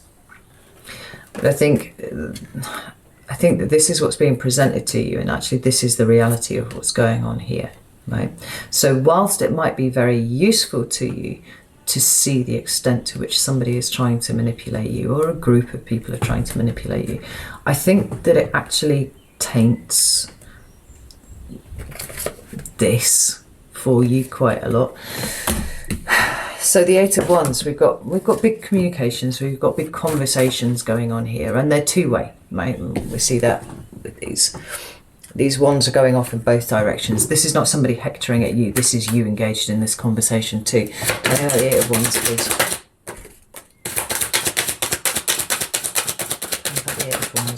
Thank you. Yeah. Wow. Pisces, I think that you might be pulling away from these people altogether now. Like, when the Star card came out, I thought that perhaps there was an opportunity here for you to kind of fix this, maybe to present your point of view, or at least, you know, find a way to get around the manipulation, try and, you know, make people understand the importance of what's going on here for you, you know, and accept it. But the second card that came out there is Death. Right? That is a card of endings, absolutely, but it's a card of clearing out the old, right? And it feels to me a lot like it's the people themselves are clearing themselves out for you. Like, it's almost like you don't need to do it here. They have shown you their true face, and I don't think that you like what you see. I think that you have shown up in this Star position, you know, vulnerable and open and all this sort of stuff. And I think by overplaying their hand and showing you their true face, I think that you realise that this is done now, you know. So you might keep it civil after this week, but whatever emotional investment you had in this situation, I do think it is gone after this. Right? And it's not comfortable, it's not nice, but I think it is absolutely for the best that you see it now for what it is, you know. Let's have a look at work and money and material environment. We've got two. We have the Page of Pentacles and we have the Nine of Pentacles. We have you striking out, Pisces. That's what it is. You know, whatever changes it is that you have been planning to make recently, I do think that you are feeling your resolve is redoubled now after this experience with whatever this situation is here. You are ready for a new start. Page of Pentacles, absolutely ready for a new start. You know how important it is to you, but you know how important it is generally that you do this. The Nine of Pentacles is independence and self-sufficiency. I think when you realise the extent to which somebody has tried to manipulate you, it's really strengthening your resolve moving forward to how you deal with this. You know, or it's certainly not going to, you're certainly not going to allow yourself to be swayed away anymore from what it is that you've been wanting to well, from what it is that you've planned. Tell me about this Page of Pentacles and Nine of Pentacles, please.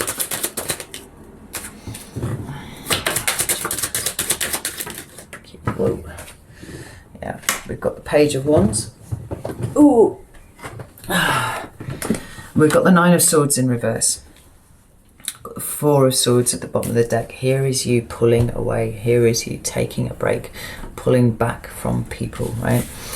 This Page of Wands, I do feel like you're allowing yourself to get excited now about what it is that you've planned and how it is that you move forwards, right? It's like what was causing you anxiety, what was causing you to question whether you were doing the right thing and whether your motivations were pure and all that sort of stuff. I think that's all fallen by the wayside by seeing the extent of, you know, what has gone on here, which is good. This is really good. So what should Pisces focus on this week, please? Thank you. Page of Swords. Information gathering. Yeah. I think allowing yourself to think differently about things. You know, I think when you started this plan to I'm going to say move. I don't mean necessarily like move house or move state or move country, although I know that some of you are doing that. But I mean, whatever kind of movement that you are employed in, when you made this plan to do this, I think that you knew it was the right thing for you to do, and you knew that people were going to be upset about it, but ultimately, like, everything would be okay. It would all come out in the wash, right? And once you'd done it, and once you were settled, you know, whatever it is that you were doing, once you were settled, that you'd be able to pick up these relationships again, right, moving forward. I think what's becoming abundantly clear to you this week is that that isn't going to happen, you know.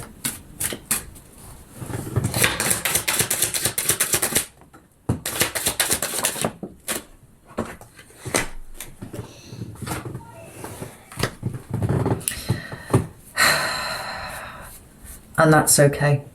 That's okay. We've got the Chariot at the bottom of the deck. We have that sense of self right there, but we have goal setting, we have planning, we have actually execution of, you know, things in order to get you towards the goal that you are, you know, you are so focused on here at this point.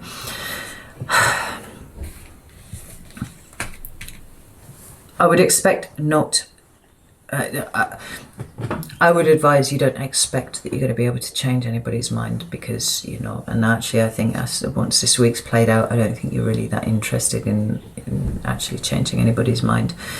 But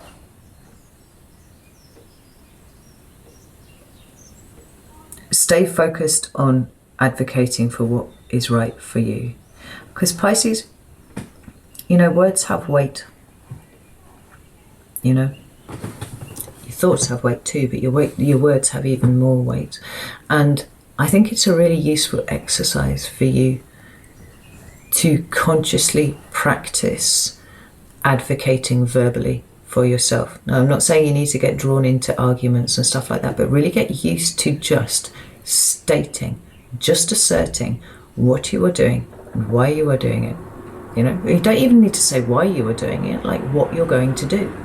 This is what I'm going to do. I feel this is right. It's the right thing for me. I'm going to do this. Because I don't think it's something that you've done very often, right? Prepared to be attacked, prepared to be, you know, warned that you know, you're isolating yourself, or you're doing this, that, the other, you know, all that sort of thing. And advocate for yourself anyway, right? You've thought through everything. This hasn't been a sudden decision for you. This is something that's been sat with you for a very long time, and you have contemplated every single angle of this over the years, right? Months, years, however long it's been.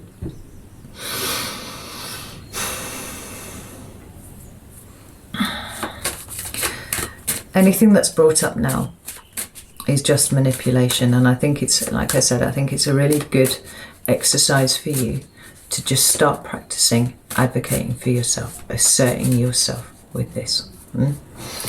Should Pisces avoid this week? Nine of Swords. Hey, don't overthink this. Don't overthink the situation. Don't allow yourself to be burdened by others, right? Because they do not have your best interests at heart at all. You know, they are actually thinking about themselves, and it's not very often that I come down very hard on one side of a fence, right? Because I think everybody's on a journey and everybody's got reasons to do things in there. But actually, I think there's an aspect of their behaviour here which is actually relatively unconscionable, right? They know exactly what they're doing, and they want you there because they want you there. It's nothing to do with your higher interests or your best interests, what is right for you at all. Like, it's not. It's because what you want doesn't align with what they expect that you should be, you know, providing for them. That Nine of Swords. Yeah, so don't overthink or second guess your decision makings, right? Don't start second guessing this that you have set up for yourself here, right? This is what your heart wants. This is what will make you happy. This new start here, all of it tied in together, that which you have spent so much time contemplating and planning out, and, you know, all of those kind of things. Don't let anybody kind of shake you off it at the last moment, because it's testing your resolve. That's how it feels. It is testing your resolve. But by the end of this week, I think that you'll be relatively unshakable in what it is that you're doing. And not only that, you will have lost some dead weight that's been holding you back, right? Pisces, my loves, this is what I have for you. I'm sorry you always have to wait till the end. But know that I love you all very, very much, and I will see you soon.